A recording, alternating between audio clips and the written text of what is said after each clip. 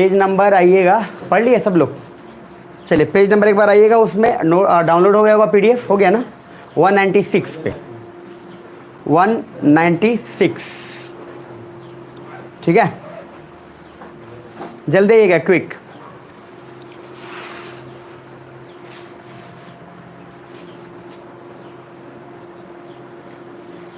चलो, उसमें राज्यसभा दिख रहा होगा आपको, 196, पेज नंबर 196 देखिए।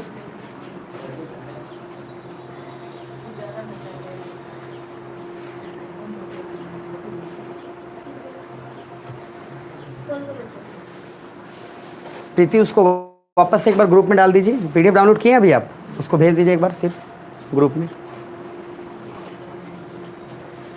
आप लोग के पास है ना? किसको भूख लगी है? लगे भी होगी तो कोई बात नहीं, ज़्यादा देर नहीं लगेगा, सच्ची बता रहा हूँ। मतलब मुश्किल से थोड़ा देर में हो जाएगा, ज़्यादा नहीं लगेगा बात, ठीक है? आज पढ़ लो, कल छुट्टी रहेगा, आज पढ़ लो, ठीक है? कल पढ़ लो एक बार।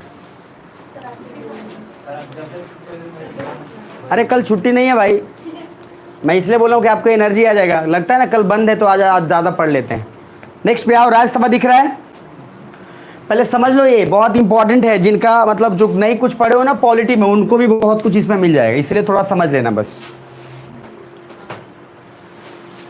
हो गया? पहले पीडीएफ ओपन कर लिए सब लोग? चलो ठीक है। देखो आज आप लोग का मुंह कितना भी सूखा हुआ हो, कितना भी भूखे हो, कोई फ़र्क नहीं पड़ता। पढ़ाना है तो है, पढ़ाऊँगा तो पढ़ाऊँगा, आपको पढ़ना पड़ेगा।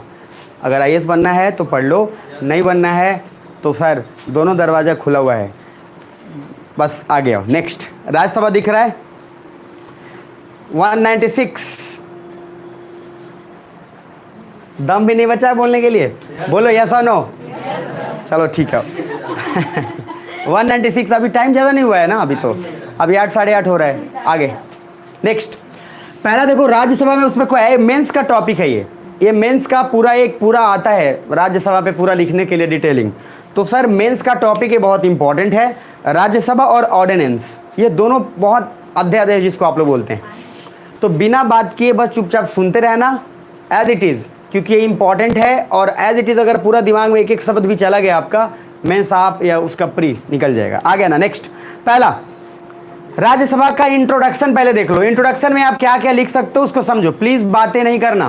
पहला, हिस्टोरिकल एस्पेक्ट, 1919 में origin from Montagu Chelmsford reform. तो राज्यसभा का ओरिजिन जो हुआ है वो 1919 के मॉन्टेग्यू चेम्सफोर्ड सुधार, जो आप होंगे में जो आपको रीड भी करवाया था उसमें, वहां से राज्यसभा का कॉन्सेप्ट का ओरिजिन हुआ है। लेकिन अभी वापस समझना। नेक्स्ट, दूसरा पॉइंट, परमानेंट हाउस बोलते हैं राज्यसभा को, पता है नहीं पता है? देख रहे हो ना सब? थर्ड पॉइंट क्या है बताना जरा? प्राइमरी फंक्शन 196 पे हो ना? प्राइमरी फंक्शन में है to institutionalise federal structure, that is Rajya Sabha के जरिए ही स्टेट को नेशनल लॉ मेकिंग में पार्ट लेने का मौका मिल गया। मतलब राज्यसभा भी क्या बोला था? रिप्रेजेंटेशन ऑफ स्टेट्स, वो स्टेट्स को राज्यसभा रिप्रेजेंट करता है। तो सर डायरेक्टली इन्वॉल्वमेंट तो स्टेट का नहीं हो जाएगा, लेकिन स्टेट राज्यसभा के थ्रू क्या है, वहां पे अपना रिप्रेजेंटेशन देने। पहला बात। उसके बाद नीचे आओ, थर्ड पॉइंट के नीचे ध्यान से देखना, एक पॉइंट क्या मिलेगा आपको, पहले समझना। इन न्यूज में क्या है जरा बताओ, पढ़ो एक बार।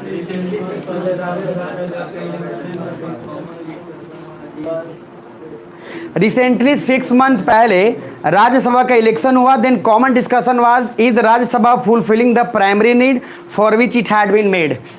क्या राज्यसभा, बातें मत करो, राज्यसभा क्या प्राइमरी फंक्शन जिसके लिए बनाया गया था, क्या वो उस तरीके से काम कर रहा है या नहीं? This is the question mark. अभी समझना। देखो ये नोट्स और ये जो लिखने का है, इसलिए बता रहा हूँ, टाइम ही बचा रहा है इसलिए, क्योंकि लिखवाता यही आपको 12 बोल रहा हूँ, बहुत वक्त लगेगा। ये आईएएस का सिलेबस आपको कंप्लीट करने में अच्छे खासे समय लग जाएंगे। बट अगर आपके पास हो, जितना देर में कोई नोट्स लिखेगा उतना देर में आप 3 बार रिवाइज कर लेंगे, इसलिए इतना मेहनत से आपको दिया गया है, अदरवाइज देने का कोई लॉजिक नहीं है। नीचे आना, पॉइंट और समझना। बेसिक्स, पहले बेसिक समझ लो क्या क्या है। राज्यसभा इज सेकेंड हाउस और अपर हाउस। तो राज्यसभा को अपर हाउस बोलते हैं, और लोकसभा को क्या, लोअर हाउस।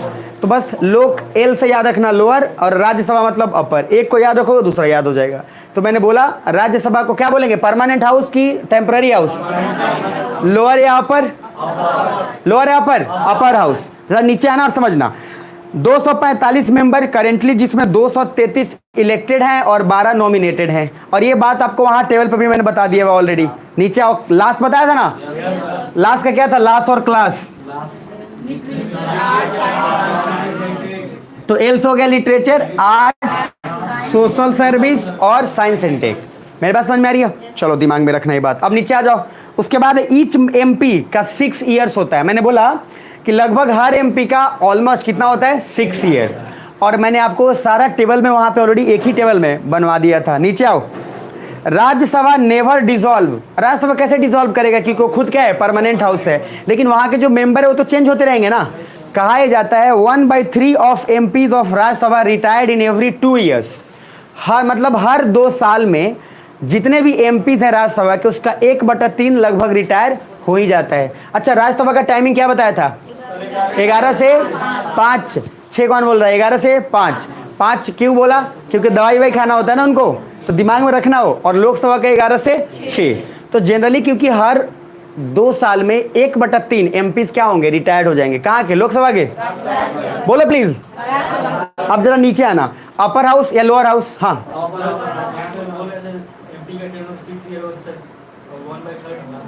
आप 1, अरे वो नॉर्मल है, एमपी का टेन्योर 6 वो नहीं कर पाएगा कभी भी। जब अगर आप देखो, दिमाग में मत रखो, 2 चीज होगा, एक 1/3 एमपी। अब 1/3 ऑफ एमपी को आपको दिमाग में रखना है। टेन्योर जनरली अप्रोक्सीमेशन बोला जाता है कि 6 ईयर तक होता ही है, क्योंकि जिस एज में आप जाते हैं उस एज तक लास्ट तक जनरली आप उससे ज़्यादा कर भी नहीं करते। बहुत किसी का 6 साल पूरा भी नहीं होता है, उससे पहले भी बहुत कोई रिटायर कर जाते हैं। आप सिंपल दिमाग में रखोगे, जितना भी एमपी है उसका 1/3, मान लो कितना 245 है, 245 में से 233 इलेक्टेड है। तो इलेक्टेड की तो बात अलग है, लेकिन वो भी तो है परमानेंट है उसका मेंबर ही ना। तो सर हमेशा जनरली 1/3 एमपी उसका हमेशा हर 2 साल में रिटायर करेगा। बस इतना अभी आप दिमाग रखना। ये 6 साल का कॉन्सेप्ट अभी आगे आपको समझ में आएगा कि क्यों 6 साल लोग पूरा नहीं कर पाते हैं और 1/3 उससे पहले ही क्यों निकल जाते हैं। अभी 2 मिनट रुकना, नीचे आएगा। उसके बाद आगे देखो। उसके बाद है SLA participate in Rajya Sabha MP election. पहले भी बोला था कि अरे विधायक ही तो राज्यसभा के मेंबर को चुनेगा ना, लेकिन विधायक को कौन चुनेगा, अपन चुनेंगे। तो विधायक को हम इलेक्ट करते हैं, तो हम उसको डायरेक्ट इलेक्ट कर रहे हैं, इनडायरेक्ट। लेकिन वो राज्यसभा के एमपी को डायरेक्ट की इनडायरेक्ट, ओ विधायक भी तो डायरेक्ट ही कर रहा है। हम फ्लो में बोल दिया, फ्लो में सब बोल दिया। मतलब हम डायरेक्ट उसको चुन रहे हैं, विधायक डायरेक्ट उसको चुन रहा है। हाँ, हम ये सकते हैं कि राज्यसभा के एमपी को हम इनडायरेक्टली चुन पा रहे। सुन पा रहे मेरी बात? नीचे आओ। Next, if essay on Rajya Sabha, क्योंकि राज्यसभा में कभी कभी एसे लिखने के लिए आ जाता है। उसके बाद नीचे पॉइंट जो है देख लो। पहली बात, constitution adopted in 1947, in force in 1950, but Rajya Sabha आया 1952 में। तो सर कमाल की बात देखो, ये दिमाग में रखना, ये फैक्ट बहुत इंपॉर्टेंट है। 1947, 1949, 1950। अच्छा, मैंने कॉन्स्टिट्यूशन कब बोला था, एक्ट कब हुआ था? 26 जनवरी 1955। एडॉप्ट कब किया गया था? एक बात बताओ, दिमाग में है कि मतलब भरा पड़ा है कुछ? एक बोला था इनैक्टेड, एक बोला था एडॉप्टेड। एडॉप्ट कब हुआ था? 26 नवंबर 1949। और इनैक्ट कब हुआ? 26 जनवरी 1950। तो दिमाग में थोड़ा सा रखने का। नीचे आइएगा। तो मैंने बोला कॉन्स्टिट्यूशन भले ही पहले आ गया हो, लेकिन राज्यसभा कब आया? 1952। ये दिमाग में रखिएगा, राज्यसभा बाद में आया है। अब जरा उसके पहले नीचे समझिएगा। So Lok Sabha and Rajya Sabha not started at a time. तो क्वेश्चन कभी कभी पूछा जाएगा, तो लोकसभा और राज्यसभा स्टार्ट एक साथ नहीं हुआ था। भले ही उसके प्रावधान में था, लेकिन राज्यसभा स्पेशली ऑपरेट कब होना शुरू हुआ? 1952। नीचे आओ। By cameralism. तो बाई कैमरलिज्म मतलब क्या होता है? बाई मतलब 2, और कैमरलिज्म यहाँ हाउस से संबंध है, मतलब जहां 2 हाउस हो, जैसे लोकसभा और राज्यसभा, उसको क्या बोलेंगे? Bicameralism. अच्छा, जहां पे एक ही हाउस, उसको क्या बोलेंगे? Unicameralism. तो एक वर्ड हो गया यूनी और एक हो गया बाई। यूनी मतलब क्या होता है? 1, और बाई मतलब 2। तो यूनी कैमरलिज्म मतलब एक हाउस हो, चाहे लोकसभा हो चाहे राज्यसभा, और बाई कैमरलिज्म मतलब क्या है? दो हाउस। तो हम बाई कैमरलिज्म में है या यूनिकैमरलिज्म में? बाई कैमरलिज्म में, क्योंकि India is a what? By cameralism और यूनिकैमरलिज्म। तो बाई कैमरलिज्म है जहां पे दो हाउसेज हैं। जरा नीचे आओ और समझो। उसके बाद है history. Government of India act 1919 spectrum पढ़े हो थोड़ा बहुत? तो उसमें आइडिया तो अभी आ रहा होगा ना, थोड़ा सा तो याद आ रहा होगा। तो गवर्नमेंट ऑफ इंडिया एक्ट 1919 के अकॉर्डिंग उसमें कुछ तथ्य है, देख लीजिए। बाई कैमरल वाला नियम वहां से आया। उसके बाद आगे आओगे दूसरा, लेजिस्लेचर असेंबली 145 मेंबर उस समय हुआ करते थे। उसके बाद आगे जाओ, काउंसिल ऑफ स्टेट्स, जिसको हम लोग क्या बोलते हैं, जो काउंसिल ऑफ मेंबर्स बोलो, उसी काउंसिल ऑफ स्टेट्स को राज्यसभा हम बोलते हैं। ये 1919 के तर्ज पे आया है, बस इतना याद रखना। 1919 और 1990 मॉन्टेगू चेम्सफोर्ड रिफॉर्म, सुधार भी उसी समय हुआ था। उसके तर्ज पे जरूर आया। उस समय सीट कम था, और सीट कम होने का रीजन क्या था? हम आजाद थे कि गुलाम थे? अरे 1919 में कहाँ आजाद हो गए? अच्छा, कमाल की बात है, वर्ल्ड वॉर 1 लगभग खत्म हुआ है अभी। अब वर्ल्ड वॉर 1 खत्म हुआ है और हम लोग क्या है, पहले से डिमांड तो पहले से कर रहे हैं। वर्ल्ड वॉर 1 के बाद और थोड़ा इफेक्ट डालना पड़ रहा है। तो उन्होंने क्या किया, हमें लॉलीपॉप देने के लिए बोल दिया। अच्छा, स्टेटमेंट जितना भी स्पेक्ट्रम का है आप देखोगे तो एज इट इज स्टेटमेंट उठा के बीपीएससी में पूछा हुआ है, सेम एज इट इज। कि ये एक स्टेटमेंट था जिसमें क्या बोला गया था कि इस प्रावधान ने हमें और पिछले 100 साल धकेल दिया पीछे। कुछ याद आ रहा है? गांधी जी ने बोला था ये, क्यों ने बोला था? बोला था कि इस, चलो कोई बात नहीं, अभी ये आएगा, अभी फिर से वापस फिर पूछूंगा मैं। जवाहरलाल नेहरू, गांधी जी, हाँ चिंता मत करना, जवाहरलाल नेहरू, गांधी जी सब आ जाएंगे। अभी एक बार एक और क्वेश्चन आएगा और आपको वहां क्लियर हो जाएगा। अभी देखना, अभी खुद आंसर दोगे आप। पेज नंबर 197 पे आओ, आपको याद आ जाएगा ऑटोमेटिक। अभी तक मैंने जो बताया मैं रिपीट कर रहा हूं। राज्यसभा 1919 के तर्ज पे हुआ, Montagu Chelmsford reform. Upper house बोलेंगे लोअर हाउस? बाई कैमरलिज्म और यूनिकैमरलिज्म? बाई कैमरलिज्म, इसमें कोई दिक्कत? No sir. अब आगे आएगा, उसके बाद परमानेंट हाउस है कि temporary house? Permanent. 1/3 MP retired होंगे एवरी 2 ईयर्स, ठीक है। नेक्स्ट 197 पे आओगे। At that time women voting, sorry women has not any voting और मेंबरशिप राइट। तो सर औरतों और लड़कियों को तो उस समय ऐसे भी कोई नहीं था, पूछता ही नहीं था, तो बात ही खत्म करो। नीचे आओ। 1935 में इंप्रूवमेंट रिकमेंड हुआ था बट नॉट इम्प्लीमेंटेड। 1935 में बहुत सारे सुधार लाए गए थे लेकिन वो सारा का सारा इंप्लीमेंट नहीं हुआ। सुधार बहुत अच्छा था, इनफैक्ट 1935 का आगे चल के बहुत सारा कुछ एडॉप्ट किया गया, लेकिन वो 1935 में बहुत सारा कुछ लिया नहीं गया, वहां पे भी फेल। नीचे आओ जरा, अब कुछ डेटा है, उस डेटा को समझ लेना। इन ऐसे में क्या क्या लिख सकते हो? पहली बात, constituent assembly argument on Rajya Sabha. तो राज्यसभा में पहले दो बातें हैं, एक है फॉर, एक है अगेंस्ट। मतलब एक एडवांटेज और एक डिसएडवांटेज। फॉर मीन समझ रहे हो ना, और अगेंस्ट उसके डिसएडवांटेज समझ लो। फॉर में दो चीजें, वॉइस ऑफ ए स्टेट। पहली बात है कि राज्यसभा क्या है, चूंकि मैंने बोला राज्यों का रिप्रेजेंटेशन है, it is an representation of states. तो it is the representation of states, मतलब क्या है, राज्यसभा स्टेट को एक रिप्रेजेंट करता है। कहाँ पे? सेंटर में। अरे है ना, पार्लियामेंट का मीनिंग क्या होता है? 3, Lok Sabha plus Rajya Sabha plus president. तो सर अगर राज्य को, मैंने पहले बोला था कि law is greater than people और rule 2 centre greater than states. तो सेंटर ग्रेटर देन स्टेट्स रहेगा, ठीक है, लेकिन स्टेट को कुछ ना कुछ तो दोगे आप। तो स्टेट्स को आपने क्या दिमाग लगाया कि राज्यसभा में आपका मेंबर चुन के जाएगा और वो लोग आपके स्टेट को ही रिप्रेजेंट करेगा। अब जरा एक स्टेप नीचे आना, वॉइस ऑफ स्टेट पहली बात। दूसरा, checking the legislation bill which pass very fast in Lok Sabha. अच्छा, राज्यसभा का भी तो काम है कि कुछ कुछ बिल ऐसे हैं जो लोग क्या करते हैं, जल्दी से पास करा लेते हैं। तो इनफैक्ट राज्यसभा उसको चेक तो करेगा कम से कम, है ना, कि सर हमारे राज्य के लिए वो ठीक है या नहीं ठीक है। तो ये फायदेमंद है। पहला, वॉइस ऑफ स्टेट, मतलब राज्य की आवाज है कौन? राज्यसभा। अरे कौन? राज्यसभा। मतलब राज्य को कुछ भी होता है तो राज्यसभा के अकॉर्डिंग उस पर दबाव डाला जा सकता है। दूसरा, बिल को चेक करने के लिए भी राज्यसभा का है। अच्छा, अगर एक ही हाउस होता, राज्यसभा नहीं होता और कोई ऐसा नहीं होता, तो कोई भी बिल आराम से पास हो जाता, क्योंकि सर लोकसभा क्या है, पॉलिटिकल मेजोरिटी चलता है। वहां तो आप जितना है, राज्यसभा में पॉलिटिकल मेजोरिटी चलता है क्या? नहीं है। राज्यसभा में पॉलिटिकल मेजोरिटी नाम का कोई कॉन्सेप्ट नहीं है। लोकसभा में क्यों है? क्योंकि डायरेक्ट आप चुने हो, आप एमपी को भी डायरेक्ट वोट दियो, वहां पे हर किसी को आपने डायरेक्टली इलेक्ट किया है। लेकिन क्या राज्यसभा के एमपी को डायरेक्ट इलेक्ट किया है क्या? कितना लोगों ने राज्यसभा का वोट दिए, बताना मुझे। अब जरा नीचे आना। नेक्स्ट, अब वापस डायरेक्ट या इनडायरेक्ट? राज्यसभा का इनडायरेक्ट। अब समझना, हम इनडायरेक्ट चुने हैं उसको। नेक्स्ट आना, page number 197। Against, no advantage of making Rajya Sabha unnecessary delays in legislative process. ये भी एक बात है कि कभी कभी तो सर राज्यसभा का अगर देखा जाए तो एक फॉर्मेलिटीज़ होता है कि अगर इतने दिन में आप जवाब नहीं दिए स्पेशली मनी बिल को तो ऑटोमेटिक पास हो जाएगा। तो कहीं ना कहीं एक फॉर्मेलिटीज़ भी है कि आप बना के क्या कर रहे हो जब अगर कुछ नहीं कर पा रहे हो तो सुन पा रहे हो, क्योंकि उससे बढ़िया कि पहले ही पास करा लो, उतना दिन इंतजार क्यों करना। बोला गया कि 14 दिन में आपको जवाब देना है, 14 दिन में जवाब नहीं दिए 15वें दिन में बिल पास हो जाएगा। तो सर इसको बनाए क्यों हो अगर ऑटोमेटिक पासिंग हो जा रहा है तो। अब जरा नेक्स्ट स्टेप आना, बस दो और समझ नीचे। Recently in the Rajya Sabha election supreme court says, क्या क्या सुप्रीम कोर्ट ने बोला था उस बात को समझो। पहला, नोटा दिख रहा है, नोटा मतलब होता है नन ऑफ द एबव, मतलब उपयुक्त में से कोई नहीं, इसलिए नोटा वर्ड आ गया ऑप्शन में। और आप इलेक्शन में जब ईवीएम में वोट देने जाओगे तो वहां भी रहेगा नोटा। अब ये नोटा लोग सब लोटा मतलब लोटा तो नहीं है, बट एक्चुअली क्या है, NOTA, none of the above, मतलब उपयुक्त, ऊपर में से कोई भी आप नहीं जानते हो। मतलब पहले क्या होता था, वोटिंग में दो ऑप्शन है आपके पास कि आपको किसी ना किसी को देना ही है, सुन पा रहे, या तो ए को दो या बी को दो या सी को। लेकिन अब क्या आया, उपयुक्त में से कोई नहीं, ये भी ऑप्शन है। आप नहीं, आप चाहते हैं कि हम इस जाल में फंसे ही नहीं, मतलब आप नहीं चाहते तो आपने क्या किया, नोटा डाल दिया। इसीलिए ईवीएम में आ गया। जब कोई आदमी को लगता नहीं है कि गांव में नहीं बोलते लोग हमरे बा, यो हमरे आदमी बा, तो उससे बढ़िया बा कि हम किसी को ना दें, बस क्या करें, नोटा डाल दें। अब जरा नीचे आओ, next step, role of Rajya Sabha. ये देखते जाना क्विकली, थोड़ा तेजी में जाएंगे। ये role of Rajya Sabha, safety valve of Indian federal polity system.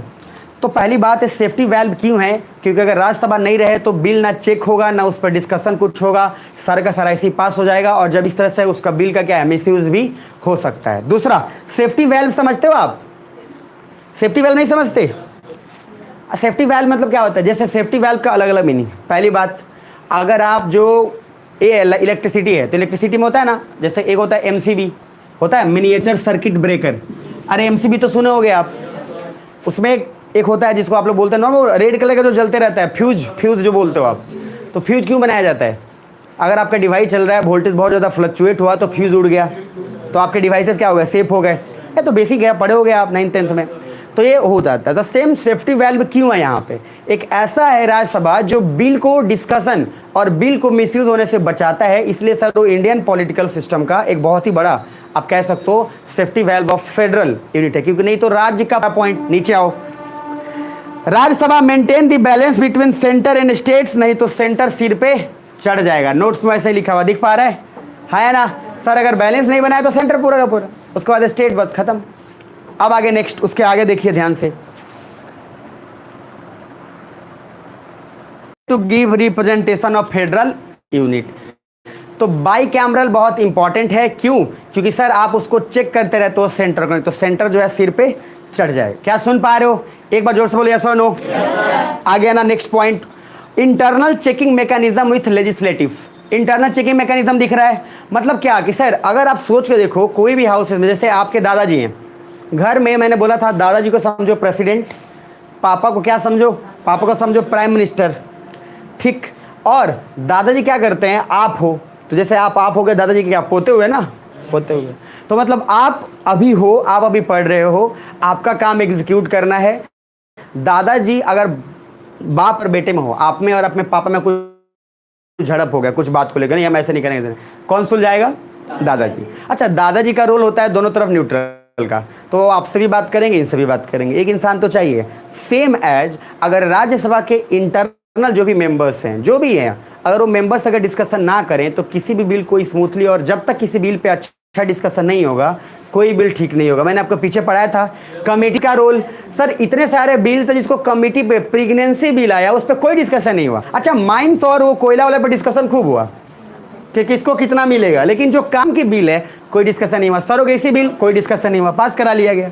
सुन पा रहे हो, तो बेसिकली जब डिस्कशन होगा तभी कोई चीज़ अच्छा सॉल्यूशन निकल सकता है, नहीं तो बिना डिस्कशन के अगर आप कोई भी बिल पास करा देंगे तो उसका मिसयूज होना लगभग तय है। और मैंने बोला था ना, एब्सोल्यूट पावर करप्ट्स एब्सोल्यूटली।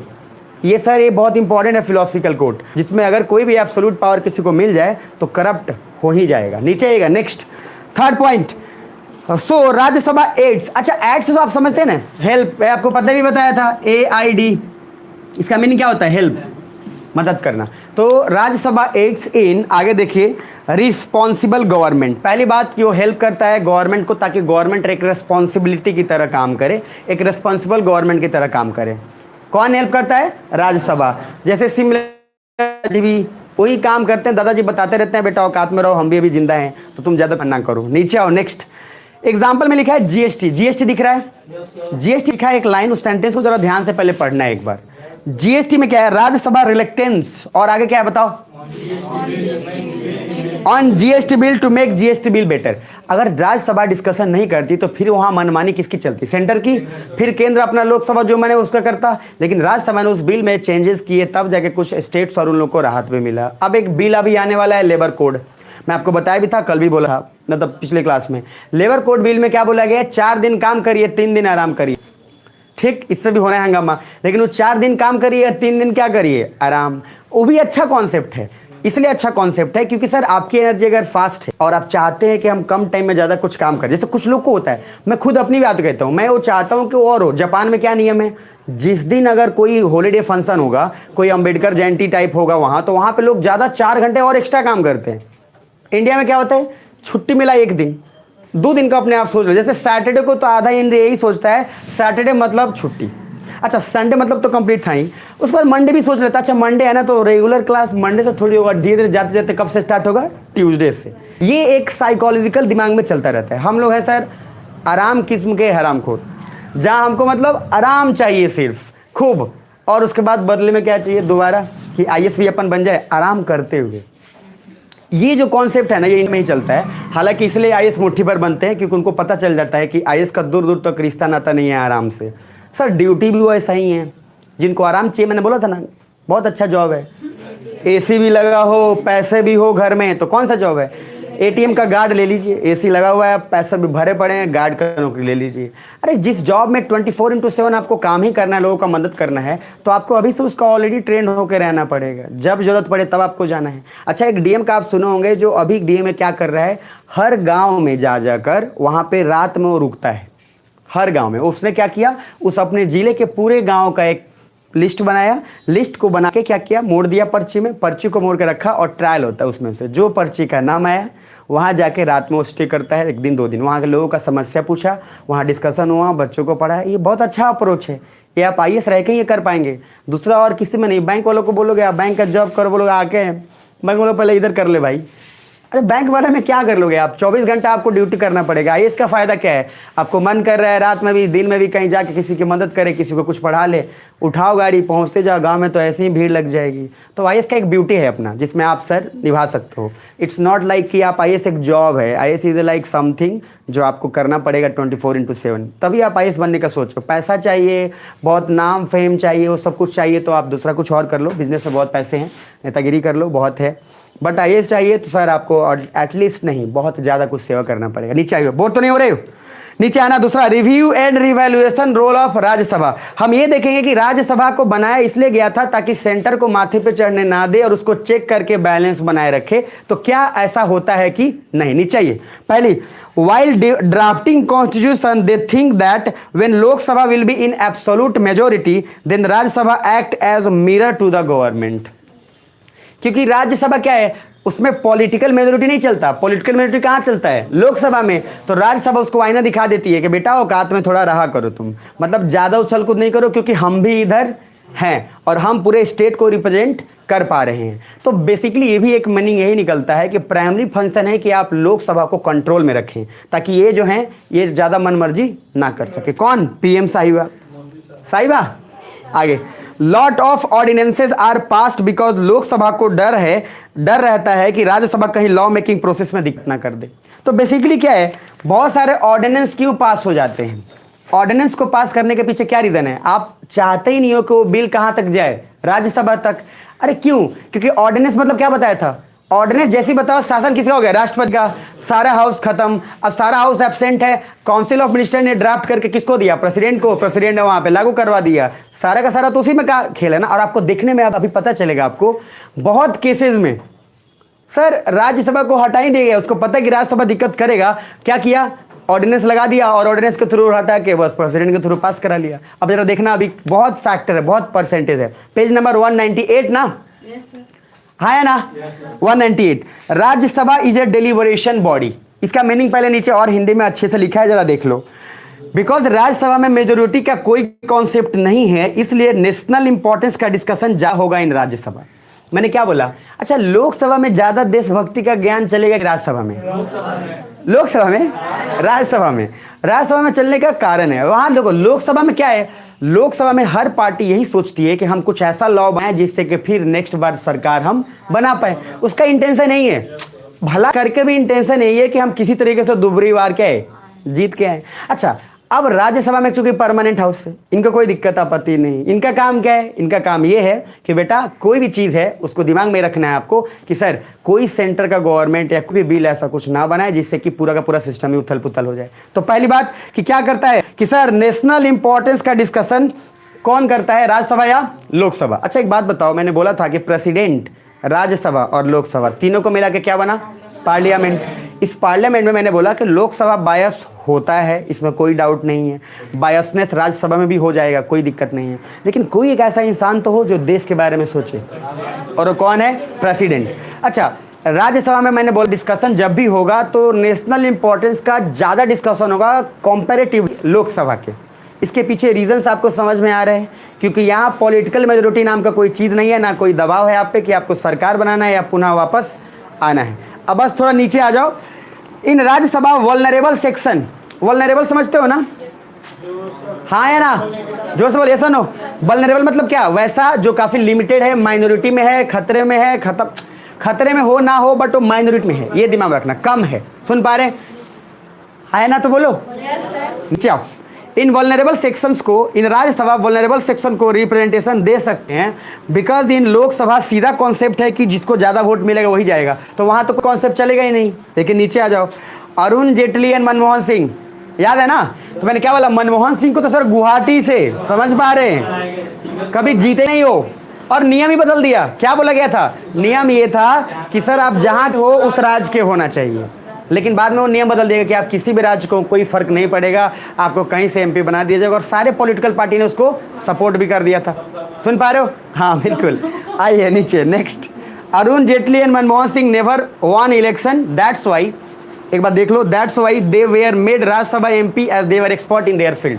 और उनको किस इस वाले पे लास्ट, तो अरुण जेटली को क्या बोला क्या गया? क्योंकि इनको इकोनॉमिक्स का जो है बहुत बड़ा ज्ञान दाता है, तो ज्ञान दाता है तो इनको राज्यसभा के एमपी बना दिया जाए।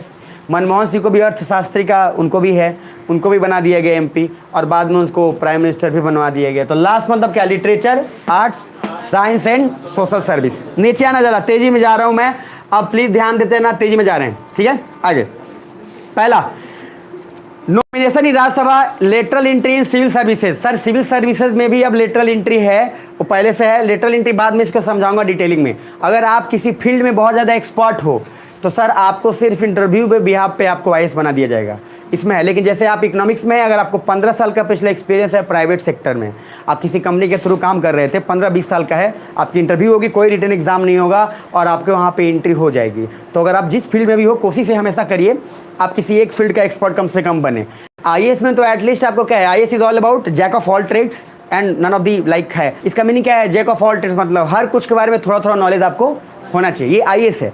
लेकिन आप जब किसी चीज़ में जाते हैं तो स्पेशलिटी ढूंढते हैं। जैसे आप डॉक्टर को दिखाने जाओगे तो सोचोगे आँख का ही डॉक्टर हो, ऐसा थोड़ी पैर वाला डॉक्टर के पास आँख वाले को बोलोगे आँख भी देख दो, पैर देखते हो, आँख देख दो। हम लोग स्पेशलिटी के पास जाते हैं, और जब हमारी बात आती है पढ़ने की तो हम लोग नॉलेज लेना नहीं चाहते, हमारा दूरा चाहते हैं। तो ऐसा है कि आईएएस आप बन सकते हो, कोई 15 या 20 साल से, पिछले साल से, मान लो वो ऐसी कंपनी में है जिसमें उसको ज़बरदस्त एक एक्सपीरियंस है, इकोनॉमिक्स हो चाहे अलग फील्ड में, सोशल सर्विसेज में हो चाहे एमएसडब्ल्यू हो, तो उसको आराम से इंटरव्यू के बिहाफ पे आईएएस में एंट्री दे दिया जाएगा, और ये बहुत अच्छा कदम है एक्चुअली। बाकी डिटेल आगे बताऊंगा। नेक्स्ट आना, in Lok Sabha generally discussion in Hindi.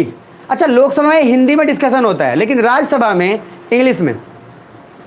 इसीलिए जब आप राज्यसभा का आप देखोगे ना तो कुछ लोग तो उसको देखेंगे नहीं, टीवी पे जब आएगा राज्यसभा का तो आधे से ज़्यादा लोग थोड़ा सा सो जाएंगे, और बाकी लोकसभा में क्यों सबको देखने का मन करता है? कोई कुर्सी फेंकेगा, कोई चप्पल फेंकेगा, डिस्कशन कम, बाकी सर गालियाँ और ये सब कुछ वहाँ ज़्यादा चलती है। ये दिखाता है कि हम कितने एजुकेटेड हैं। जरा नीचे आइए। तो इन लोकसभा जनरली, पहले देख लो ये लाइन देख लो, इंपॉर्टेंट है ये। In Lok Sabha generally discussion in Hindi that's why the discussion about south India and all, कहाँ होगा डिस्कशन? आप सोच के देखो, अगर जहाँ पे हिंदी में डिस्कशन हो रहा है वहाँ पे साउथ इंडिया के बारे में डिस्कशन कैसे हो जाएगा? क्योंकि सर जब लैंग्वेज का इतना बैरियर आ रहा है तो इसीलिए सर साउथ इंडियन से रिलेटेड सारा डिस्कशन कहाँ हो रहा है? राज्यसभा में, क्योंकि राज्यसभा में एक्चुअली नियम है, वहाँ पे इंग्लिश में डिस्कशन जनरली होता है।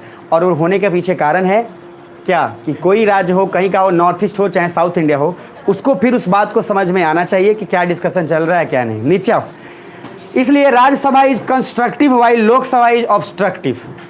एक क्वेश्चन पूछा था यूपीएससी प्री में, which among the following is the house of construction and which among the following is the house of obstruction. तो कौन सा हाउस इसमें है जो कंस्ट्रक्टिव है और कौन सा ऑब्स्ट्रक्टिव है? कंस्ट्रक्टिव मतलब क्या, जो सबका ख्याल रख रहा है, बस ऐसा समझ लो। ऑब्स्ट्रक्टिव मतलब क्या, जो ब्रेक हो रहा है। तो कंस्ट्रक्टिव कौन सा है? राज्यसभा, क्योंकि यहाँ लैंग्वेज का ख्याल रखा जाता है। ऑब्स्ट्रक्टिव मतलब क्या? लोकसभा, जहाँ सिर्फ हिंदी में डिस्कशन किया जाता है। नीचे आइए, इशूज ऑफ राज्यसभा। राज्यसभा में क्या क्या इशूज है? पहला point, no equal representation of states. पढ़ाया था? अरे यूपी के एक एमपी का वैल्यू कितना था? एक एमएलए का वैल्यू 208 चला जाता था, लेकिन अगर आप फिर छत्तीसगढ़ पे जाओगे तो वहाँ एक एमएलए का वैल्यू कुछ और चला गया। मतलब पहली बात, राज्यसभा में क्या है कि हर राज्य को आप अलग अलग रिप्रेजेंटेशन दे रहे हो। अच्छा, मैंने आपको यूएसए के बारे में क्या बताया था?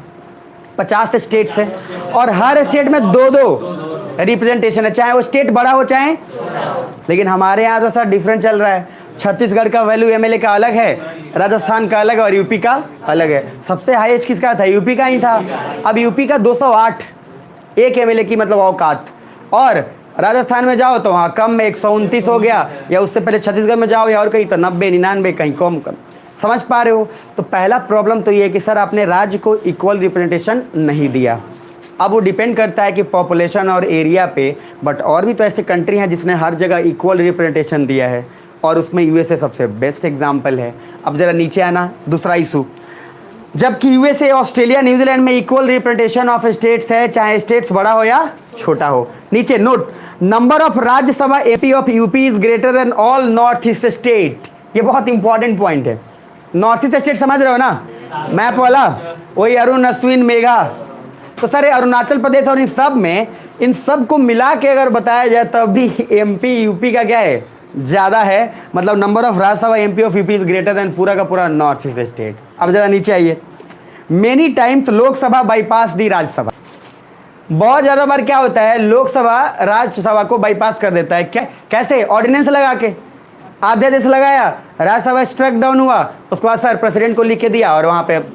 अब जरा एक बार देखना, वहाँ पे बहुत सारा हुआ, एक नहीं, यहीं पे डिटेल आपको मिलेगा। पहला एग्जाम्पल, ऑर्डिनेंस लाकर, दिख पा रहा है? ऑर्डिनेंस लाकर एंड ऑर्डिनरी बिल को मनी बिल बता दिया। अच्छा, मैंने आपको कल ही एग्जाम्पल दिया था पिछले क्लास में। आधार कार्ड का जो था, आधार कार्ड का क्या था स्कीम? आधार कार्ड को बोला गया मनी बिल है।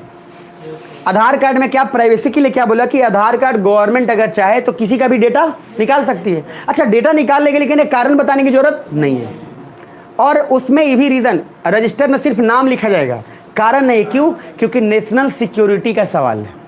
अच्छा, नेशनल सिक्योरिटी क्या, ये डिफाइन नहीं किया गया। बैंक में जाओगे तो क्या बोला गया? Direct beneficiary transfer, direct account में पैसा उसी के पास जाएगा जिसके पे क्या होगा? आधार कार्ड होगा। पैन कार्ड होना जरूरी, लेकिन जब अकाउंट खोलवाने जाओगे तो बैंक वाला क्या बोलेगा? पैन कार्ड चाहिए। मतलब वही बात हो गया घुमा फिरा के। और पैन कार्ड लिंक किससे होना चाहिए? आधार कार्ड से। मतलब बात यही हो गया कि कान को ऐसे नहीं घुमा के यूं पकड़ लिया। दो बात ध्यान में रखना, इस बिल को, जिसमें इतना बड़ा प्राइवेसी का डेटा और खतरा था, इस बिल को सिर्फ इस बात से पास करा लिया कि ये मनी बिल है। क्यों बोलेगा? क्या कि बहुत खर्चे लगेंगे। और स्पीकर ने कमाल की बात है, इस बिल को डिसाइड, क्योंकि स्पीकर ही डिसाइड करता है कि ये बिल मनी बिल है, ऑर्डिनरी बिल है या फाइनेंशियल बिल है। स्पीकर ने मतलब झट से बोल दिया मनी बिल है। और जब मनी बिल है तो मैंने क्या बोला? लोकसभा हमेशा जैसे चाहे फिर उसे ऑपरेट कर सकती है, मनी बिल में उसको कोई हस्तक्षेप नहीं करेगा। मनी बिल के नाम पे आधार कार्ड का प्राइवेसी पास हो गया, इसलिए मैंने बोला बायोमेट्रिक जब किसी को आप देते हैं अपना तो थोड़ा सतर्क हमेशा रहिए, क्योंकि बायोमेट्रिक जैसे ही आप अपना करते हैं आप खतरे के घेरे में हैं सर, बहुत बड़ा खतरे के घेरे में है, छोटा नहीं। वो डेटा कहाँ यूज होगा, कैसे इस्तेमाल होगा, इसका कोई अंदाज़ा आपको नहीं है। तो आजकल जैसे लोग, आजकल सिस्टम नहीं है कि जाते जाते 100 रुपये लगाए आधार कार्ड से पैसा निकाल लिए, ये चल रहा है ना, आधार कार्ड बिना उठा के देगा नहीं हो, आधार कार्ड लगाइए, पैसा निकालिए। कोशिश ये करिए कि आप जब आप लोग सब मतलब उस एज में हैं जहाँ पे एक टेक्निकल डिजिटल इस सारा कुछ आ चुका है, अभी भी अंगूठा लगा के कर रहे हैं, मतलब आप थोड़े से पीछे हैं। तो आपको क्या करना है, थोड़ा सा कोशिश ये करना है कि बैंक अकाउंट में आप एटीएम का इस्तेमाल करें, नेट बैंकिंग का इस्तेमाल करिए। अब नहीं करिएगा तो कब करिएगा, समझ में आ रहा है? अब नहीं तो कब। अभी भी अगर वही वाली बात हो गई कि बैंक नज़दीक में है और पहले क्या, फिर भी एटीएम भी पास में है, लेकिन पैसा निकालेंगे पासबुक पे साइन करवा के बैंक में जाकर। ये जो तरीका है आजकल, ये बड़ा गड़बड़ है। सुन पा रहे हैं? क्योंकि कुछ लोगों को लगता है कि पता नहीं क्या हो जाएगा। अरे क्या हो जाएगा, आपके इस डेटा से ज़्यादा और खतरनाक कुछ नहीं है। पैसे तो आज हैं कल आ जाएंगे, लेकिन डेटा आपका यूज जब हो जाएगा ना एक बार, और एक बार कोई चीज़ अगर वायरल हुआ, डेफिनेटली उसके बाद आप पूरा जवाब देते देते थक जाएंगे, बट आप अपने आप को एक्सप्लेन नहीं कर पाएंगे कि आप सही हैं। तब तक आपका पूरा सत्यानाश हो गया। इसीलिए बहुत सारे एक्टर और एक्ट्रेसेस जिन्होंने एक ग्रुप में सुप्रीम कोर्ट में केस डाला कि हम चाहते हैं कि हम नेट से हमें गैप कर दिया जाए, हमारा अधिकार होना चाहिए कि कोई भी अगर हमें नेट पे भी सर्च करे तो हमारा डिटेल आना नहीं चाहिए, क्योंकि ये हमारा अधिकार है। इस पर भी डिस्कशन चल रहा है और आई थिंक अक्टूबर नवंबर तक इस पर आ भी जाएगा। तो उन लोगों ने बोला था कि कोई आजकल क्या है, नाम सर्च करो पूरा डिटेल आ गया। तो उसमें बोला ये गया कि सर हमारा अधिकार है, हम चाहते हैं कि हमें नेट से गैप कर दिया जाए, इंटरनेट पे हमें कोई ढूंढ नहीं पाए, वो अधिकार में लाना चाहिए। और अधिकार की बात चल रही है, और इसलिए 2023 में जो लोग एग्जाम दे रहे हैं, ज़बरदस्त तरीके से इस पर क्वेश्चन पूछा जाएगा, right to privacy and all, बहुत अच्छे से, इसलिए बताऊंगा मैं। खैर नीचे आइए नेक्स्ट।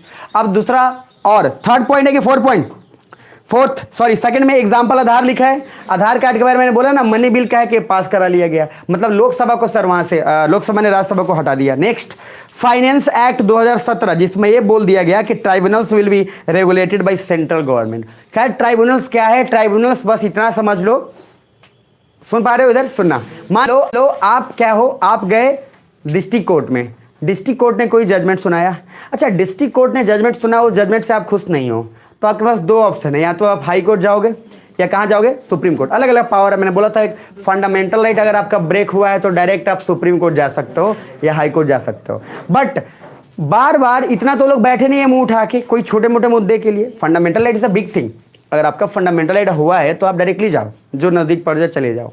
लेकिन अगर कोई छोटी मोटी मुद्दे या कोई बातें हुई हैं, फीस से, ट्रांसफर से रिलेटेड या कुछ भी बातें हुई हैं, तो आप जल्दी तो एकदम से डायरेक्ट वहाँ जाओगे नहीं। तो आपके पास क्या, जैसे आईएएस ऑफिसर आप लोग हैं, तो आप लोग का कोई अपॉइंटमेंट, कोई फीस, कोई महीना, कोई सैलरी या कोई चीज़ गड़बड़ हुआ है, तो आपके लिए ट्राइब्यूनल्स बनाया हुआ है। अभी ट्राइब्यूनल्स को डिटेल में बताएंगे। ट्राइब्यूनल्स मतलब क्या कि फिर अगर आईएएस का भी मुद्दा चला जाएगा फिर कोर्ट में, कितना केस सॉल्व करेगी कोर्ट, घिसते जाएंगे। तो ट्राइब्यूनल्स बना देगा क्या, जैसे नहीं बोला गया कि आप यहाँ पे आप है सर्विस में, आप कोर्ट में जाने से पहले एक बार ट्राइब्यूनल्स में जाइए और ट्राइब्यूनल्स में जाकर देखिए, अगर आपका समाधान हो गया तो ठीक है, जब वहाँ से समाधान ना मिले तब आप कहाँ जाइए, कोर्ट में। तो क्या किया, दिमाग ये लगाया है कि कोई बिल पे अगर मान लो डिस्कशन होना है और वो बिल संशय लग रहा है, डाउट लग रहा है कि बिल में कुछ गड़बड़ी है, तो राज्यसभा चेक कर रही है, ठीक है, राज्यसभा ने बोल भी दिया कि डाउटफुल है। बट अब केंद्र ने क्या बोला कि ट्राइब्यूनल को भेज दो। किसको भेज दो? अच्छा, ट्राइब्यूनल को कंट्रोल कौन करेगा? सेंटर। मतलब ये तो वही वाली बात हो गई कि मैं पढ़ा रहा हूँ और मैं ही आईएएस का एग्जाम क्वेश्चन सेट कर रहा हूँ। तो दो चीज़ इंपॉर्टेंट है, बस अभी समझना। ट्राइब्यूनल से एक मध्यस्थ है, एक एजेंट है कोर्ट से और नॉर्मल आदमी के बीच में, कि कोर्ट जाने से पहले ट्राइब्यूनल में भी जाके देख लीजिए, क्या पता फैसला कहीं हो जाए। सुन पा रहे हो? नीचे आओ, बस मुझे पता है नींद आ रहा है बट देखते जाओ। Undermining the federal character of Rajya Sabha, दिख पा रहे हैं? Undermining the federal character of Rajya Sabha, इसका मीनिंग और अच्छे से नीचे देख लीजिए। दैट इज, राज्यसभा का जो प्राइमरी टास्क है उस पे भटक जाती है, और राज्यसभा इसलिए बनाया गया था कि स्टेट का कंसर्न डिस्कस हो, लेकिन राज्यसभा अब अपना कंसर्न ही डिस्कस करती है, स्टेट्स को ज़्यादातर ध्यान नहीं दिया जाता। नीचे आना। ROPA, रोपा बोला था, रिप्रेजेंटेशन ऑफ पीपल एक्ट, इसके अकॉर्डिंग आगे देखते जाओ। 2003 में इसमें संशोधन हुआ और संशोधन में बोला गया it's necessary to belong to particular state to become Rajya Sabha MP। इसलिए सभी रूलिंग गवर्नमेंट ने जो कैंडिडेट लोकसभा में हार गए थे उनको राज्यसभा में MP बना दिया, विच इज मिसयूज। क्या बोला गया कि जो लोग भी, इसका मिसयूज क्या बोला गया, फिर से बोला गया कि सर आप जिसके हैं उस स्टेट के रहिए, मतलब अगर आप बिहार स्टेट के हैं तो आप राज्यसभा में बिहार को ही रिप्रेजेंट करेंगे, इसमें कोई दिक्कत नहीं है। लेकिन सर इसका भी मिसयूज इसलिए करना शुरू कर गया, देखो इधर, अब कोई आदमी लोकसभा में जीत मतलब हार गया, वोट नहीं मिला, हार गया। अब जब हार गया तो उसको क्या बोला गया कि तुम राज्यसभा का MP बन जाओ, नॉमिनेटेड MP। तो मिसयूज यहाँ पे भी किया गया और यहाँ राज्यसभा ने कुछ भी फिर नहीं बोला है, ये भी गलत है। बारे अभी 9 बज रहा है, कुछ लोग आंखें मल रहे हैं, अभी देखना अभी बस। लो पार्टिसिपेशन ऑफ नॉमिनेटेड मेंबर्स, देख पा रहे? लो पार्टिसिपेटेड ऑफ नॉमिनेटेड, मैंने क्या बोला था कि नॉमिनेटेड मेंबर तो पार्टिसिपेट जल्दी करता ही नहीं कहीं। अरे elected is always greater than क्या, अपॉइंटेड और नॉमिनेटेड। जो आदमी इलेक्शन से चुन के आया उसका ज़्यादा वैल्यू है कि जिसको नॉमिनेट किया गया उसका ज़्यादा वैल्यू है? जो चुन के आया उसका। तो सर जो चुन के आया है उसका ज़्यादा वैल्यू है और नॉमिनेट किया उसका कम वैल्यू है, तो फिर नॉमिनेटेड का रोल इतना कम क्यों है जबकि वो भी राज्यसभा का मेंबर ही है? तो ये थोड़ा सा कंसर्न है। मैंने क्या बोला था कि राष्ट्रपति के चुनाव में बताना मुझे इलेक्टेड होगा कि अपॉइंटेड होगा। राज्यसभा मतलब प्रेसिडेंट का अगर इलेक्शन होता है और प्रेसिडेंट के इलेक्शन में इलेक्टेड उसमें वोट करेगा कि नॉमिनेटेड? कौन करेगा? इलेक्टेड। लेकिन जब रिमूवल करना पड़ेगा तब दोनों करेगा, क्योंकि प्रेसिडेंट बनने से पहले तक आप जब तक नहीं है तब तक इलेक्टेड ही आपको वोट करेगा, लेकिन जब प्रेसिडेंट बन गए तब तो आप सबके प्रेसिडेंट हो ना, सिर्फ इलेक्टेड के थोड़ी हो आप। तो इसलिए जब उनको रिमूव किया जाता है तो नॉमिनेटेड भी पार्टिसिपेट करेगा, लेकिन इलेक्शन में सिर्फ इलेक्टेड ही पार्टिसिपेट करेगा। अब नीचे आओ जल्दी से, क्विक सर, अभी समझ में आएगा आपको। नॉमिनेटेड मेंबर लोग ना जाते भी नहीं है हाउस। जरा देख लो सचिन तेंदुलकर साहब को, सचिन तेंदुलकर 374 दिन में मात्र 24 दिन गए। तो सचिन तेंदुलकर साहब 374 डेज में 24 डेज गए हैं। परसेंटेज में निकालने की कोशिश मत करना, मेरी बात समझ में आ रही है? लगभग ना के बराबर है। तो नॉमिनेटेड मेंबर अपने हिसाब से मनमानी करते हैं। अब जरा नीचे आइए, नीचे popular public figure is appointed in Rajya Sabha so that party can gain vote bank. जानबूझकर बड़े बड़े पॉपुलर फिगर को क्यों राज्यसभा के एमपी बनाते हो आप?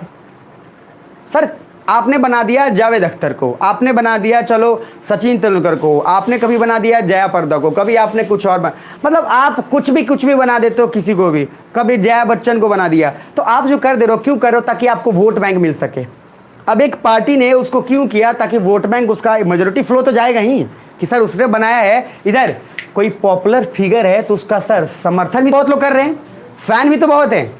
और जब फैंस हैं डेफिनेटली, जब वो फैंस अगर बोलेंगे कि हम बीजेपी की तरफ हैं तो डेफिनेटली उसका, आप कुमार सानू बीजेपी के, तो कुमार सानू अगर बीजेपी के हैं तो कुमार सानू के सारे फैंस भी तो ये जरूर सोचेंगे ना कि जब हमारा यारी बीजेपी का है तो हम भी रहें। वो अलग बात है कि फिर भी, लेकिन उससे असर तो पड़ता ही है। गौतम गंभीर क्रिकेटर है, उसके जितने सारे फैन होंगे बीजेपी के हैं तो वो भी सपोर्ट किसको करेंगे? बीजेपी को करेंगे। तो पॉपुलर फिगर, और देखो ये लोग जा अटेंडेंस क्या लगा रहे हैं, 374 दिन में कितना दिन? 24 दिन। अभी और आइए, अभी और महानुभाव लोग हैं, नीचे आइए। अब उसके बाद जस्टिस गोगोई को राज्यसभा के एमपी बनाया गया और अटेंडेंस इज लेस देन 24%। अब जस्टिस गोगोई के बारे में मैंने क्या बोला था? इन्हीं पे आरोप लगाया था लड़की ने और इन्होंने अपना फैसला खुद ही सुनाया और बीजेपी ने इनको राज्यसभा का एमपी बना दिया। तो सही है, ये जो इंडिया में होता है। अब जरा नीचे आइए, some data points related to Rajya Sabha में और क्या क्या प्रॉब्लम है, जरा डेटा देखना, अभी मजा आएगा आपको। पहला, 1997 तक प्रोडक्टिविटी ऑफ राज्यसभा वाज 100%। 1997 तक जो भी बिल पास होता था उसमें राज्यसभा का बहुत बड़ा रोल होता था और राज्यसभा काफ़ी अच्छे से सारे बिल को पढ़ती थी, देखती थी, तब पास कराती थी। दूसरा पॉइंट, बट लास्ट 20 से 30 सालों में productivity reduce to 70% because question are in Rajya Sabha has cancel at last moment कि हम डिस्कशन ही नहीं करेंगे। So quality of law gets hamper because of no discussion. मात्र 20 से 30 सालों में सीधा 70% पर आ गया और लगभग मोस्ट ऑफ द बिल, मैंने क्या बोला था, बिना डिस्कशन के ही पास हो जाता है। सर मैंने क्या बोला था, बजट पास हुआ तो बजट का 60% 40% डिस्कशन ही नहीं हुआ, ऐसे ही पास हो गया और बिना डिस्कशन का। ये अग्निवीर आया, अगर डिस्कशन होके आता और सारा कुछ होके आता तो एक अलग बात था। जब आप डिस्कशन नहीं करेंगे तो दंगे फसाद होने के चांसेस हमेशा ज़्यादा रहेंगे। इसीलिए इंडिया में हर बिल पे ही क्यों होता है दंगा फसाद। अमेरिका में तो आप कभी नहीं सुनोगे किसी बिल पे बवाल हो रहा है, कभी नहीं सुनेंगे आप। यूरोपियन कंट्री में तो कभी नहीं सुनेंगे, वहाँ बवाल होगा बस किसका, कोई भेदभाव, डिस्क्रिमिनेटरी की ब्लैक हैं और गोरे ने, ये दोनों में बात चलेगा, लेकिन लॉ से रिलेटेड नहीं चलेगा क्योंकि वहाँ लॉ बड़े शानदार आते हैं क्योंकि पहले ही पूरा डिस्कशन होता है और वहाँ कमिटी बनाया गया है बाकायदा हर लॉस के रिलेटेड। सुन पा रहे? नीचे आइए, डिस्कशन बहुत इंपॉर्टेंट है। उसके बाद, some member of Rajya Sabha are from political families who obstruct the important bill passes because it may be not in their interest। अच्छा, बहुत सारे ऐसे हैं जो राज्यसभा के एमपी हैं, बड़े घर के हैं, मान लो बिजनेसमैन है तो अगर उस बिल से उनका नुकसान होना है तो क्या करते हैं, पास ही नहीं होने देंगे। वो कुछ ना कुछ अड़ंगे तो लगाएंगे ना, लड़ाएंगे, हाँ या ना। अब मान लो अमित शाह है, अमित शाह के बेटे भी हैं, क्या नाम उनका, जय शाह। बताइए, जिसको क्रिकेट खेलने का ढंग नहीं है उसको सर अध्यक्ष बना दिया गया हुआ है, जिसको क्रिकेट यूनिवर्सिटी नहीं पता उसको अध्यक्ष बना दिया गया है। तो ये तो होता है। मैंने जैसे बताया था विजय माल्या, सोचो विजय माल्या को सर गजब का स्थिति है कि उसका खुद प्राइवेट एयरलाइंस है और प्राइवेट एयरलाइंस का उसको कमेटी का अध्यक्ष बना दिया गया हुआ है कि बेटा आप संभालिए फ्लाइट। सुन पा रहे, ये सर पॉसिबल कहाँ है, सिर्फ इंडिया में। अब जरा नीचे आना some members of Rajya Sabha from political family, तो पॉलिटिकल फैमिली से हैं तो लोग पास नहीं होने देंगे। बस लास्ट 5 मिनट और नीचे, boycotting the houses so frequent adjournment takes place. अच्छा, जितनी बार अगर हाउस को आप बायकॉट करोगे, सर हाउस, हर हाउस जब मिलता है ना तो बड़ा खर्चा होता है उसमें। और ये नेता लोग क्या बोला, सर इतने खाते हैं लोग, इतना सारा इनके लिए अरेंजमेंट होता है, तो वो खर्चा आप ही देते हैं, हम ही देते हैं, कोई और नहीं देने वाला है वो। तो जितनी बार हाउस एडजॉर्न होगा तो हाउस एडजॉर्न होगा उतनी बार खर्चा भी तो ज़्यादा बढ़ेगा ना। अरे हाँ है ना। आगे नेक्स्ट, नीचे आइए, ध्यान से देखिए। सॉल्यूशन पहले देख लो, सॉल्यूशन क्या क्या है। पहला फर्स्ट सॉल्यूशन जो कि NCRWC ने रिकमेंड किया है। NCR क्या बताया था, national committee for reviewing the working of constitution. NCRWC एक ऐसी संस्था है जो ये देखती है कि कॉन्स्टिट्यूशन को अच्छे से फॉलो किया जा रहा है कि नहीं। पहला, direct election of Rajya Sabha also with Lok Sabha election simultaneously. अच्छा, ये बात बहुत अच्छा है, बोला ये मोदी जी ने भी बात बोला था कि राज्यसभा का इलेक्शन डायरेक्ट कर दिया जाए जिस तरीके से लोकसभा का इलेक्शन होता है, और साथ ही साथ कर दिया जाए, अलग से नहीं, साथ ही साथ एक ही साथ हो। जैसे अरे एक साथ आप नॉर्मल लोकल लेवल पे पंचायत चुनाव में मुखिया, जिला परिषद, वार्ड सब एक साथ तो हो ही जाता है ना, तो यहाँ भी लोकसभा और राज्यसभा का कर दीजिए, दिक्कत क्या है। और उसका करने से थोड़ा क्या बहुत ज़्यादा बेनिफिट होगा, क्योंकि डायरेक्ट जब इलेक्शन होगा तो कम से कम लोगों को वही मौका मिलेगा चुनने का जिस तरह से लोकसभा मिलते हैं। आप कुछ बोल नहीं सकते क्योंकि आपने चुना है। राज्यसभा में कभी कभी बात हमेशा उठते रहता है कि हम विधायक को तो चुना था लेकिन मेरा विधायक ही हरामखोर निकला। अरे समझ में, अब वो जाके ऐसे हरामखोर को चुन लिया कि दिमाग खराब कर दिया है। अब आपने चुन लिया, आप जैसे लोकल लेवल पे क्या समिति और प्रमुख का होता है, तो समिति को आपने चुन लिया, लेकिन समिति को क्या किया गया, समिति को पूरा लेकर नेपाल में बैठा दिया गया और समिति बन गया समिति, और संपूर्ण तरीके से एक स्कॉर्पियो दिया गया, हो गया, समिति बिक गए। और ऐसे प्रमुख को चुने जिसपे 20, 50, 100, 1000 लोगों का ऐसा ही हत्या करने का साजिश है। तो समिति तो आपने ठीक ही चुना था, लेकिन प्रमुख क्या हो गया, गलत हो गया। अब जरा नीचे आओ, नेक्स्ट पेज पे। Direct election of Rajya Sabha also with Lok Sabha election simultaneously, equal representation of states होने चाहिए। पहली बात, हर स्टेट को बराबर का दर्जा दीजिए ताकि हर स्टेट की वैल्यू सेम हो, मतलब एमएलए की वैल्यू होनी चाहिए उतना ही जितना हर स्टेट की है। नीचे, improve quality of discussion, sir discussion की क्वालिटी इंप्रूव करिए, आप चप्पल जूते ना फेंका करें।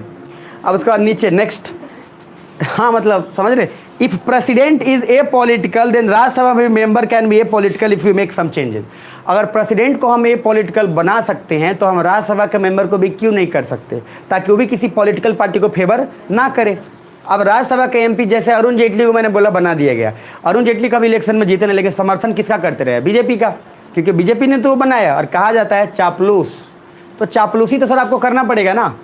एक कॉमन फैक्टर है इंडिया में टैलेंट से लोगों को कम पोस्ट मिलता है, चापलूसी से ज़्यादा मिल जाता है। ये सर्वे आया था जिसमें यूपीएससी कंडक्ट किया गया था और उसमें बताया गया था कि एडमिनिस्ट्रेशन के अंदर हर ऑफिसर को ये ज़्यादा पसंद है कि कोई व्यक्ति अगर योग्य नहीं हो तो चलेगा, लेकिन अगर बहुत अच्छे से चापलूसिता करता है तो उसको एकदम आगे बढ़ा दिया जाएगा। ये एडमिनिस्ट्रेशन का असर हिसाब किताब, मतलब कोई आईएएस ऑफिसर है उसका कोई चापलूसी कर रहा है तो उसको ज़्यादा फेवरेट कर देगा, जबकि योग्य लोग को कम करेगा।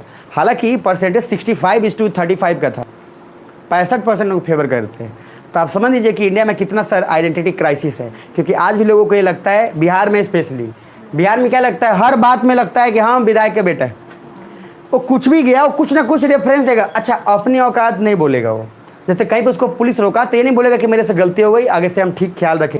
अगर आप ये बात बोलते हो तो सामने वाला भी इस बात को समझता है कि जेन्युइन बंदा है, लेकिन क्या बोलेगा, हमारा का धैला फोन करे नहीं अभी। अच्छा, विधायक को फोन के बोला रख फोन अब फिर विधायक ने तो बोल दिया रख फोन, अब आपका कोई ऑप्शन नहीं है, अब आप औकात में है, तब क्या बोलोगे, कितना लीजिएगा, तब 200 400 ठीक है, लेकिन अब बता रहा हूँ आपका पुलिस समझदार हो गया। आपका पुलिस बोलता है कि नहीं देखो 100 रुपये से मेरा देख भाई कुछ होने वाला नहीं है, डंडा में मैंने बहुत खर्चा किया है, तो 2 डंडा ही खा ले, वो ज़्यादा ठीक है क्योंकि 100 रुपये से एक्चुअली कुछ नहीं होने वाला। और मैंने बोला था क्यूओ वारंटो तो आपको क्यूओ वारंटो रीट याचिका पढ़ाया था ना, तो आजकल लोग क्यूओ वारंटो पे ज़्यादा बिलीव करते हैं। देखो इंडिया का स्टैंडर्ड ऑफ लिविंग पहले से बढ़ चुका है, तो आजकल 100 रुपये और 50 रुपये आमतौर पे जनरल लोग देना शुरू कर दिए हैं टिप, और उसमें कोई तकलीफ नहीं है पहले की अपेक्षा अब, तो अब उनके लिए मैटर नहीं करता। अब जैसे कोई पहले होता था देखते थे पुलिस को ऐसे मुंह में रख के 100 रुपया देगा स्टाइल से, नो एंट्री लिखा हुआ है बोर्ड में, गाड़ी लेकर तेज में गया ऐसे मुंह से बोले 100 रुपये ले लो, अच्छा पुलिस ले लिया। सर वो जो आप समझ रहे आप सोचो आप आईएएस बनोगे आईपीएस बनोगे, आपको आपके अंडर में सारे डिपार्टमेंट है, आपको अगर ये देखने को मिलेगा आपको हंसी आएगी। ऐसे ऐसे महानुभाव हैं 10-10 रुपये बस मतलब नो एंट्री का गेट हटा देते, 20 रुपये दे दो भूजा भूजा खिला दो तो ये जो स्टेटस है सर कैदी खिला दो चलो नेक्स्ट नीचे आइए। हाउस ऑफ लॉर्ड्स एक्ट 1919, इसको थोड़ा दिमाग में रखिएगा। हाउस ऑफ लॉर्ड्स एक्ट 1919 जिसके द्वारा एक अपॉइंटमेंट कमीशन बनाया गया था, सुन लो बस ध्यान से, लास्ट है, जो नॉन पॉलिटिकल लोगों को रिकमेंड करता है।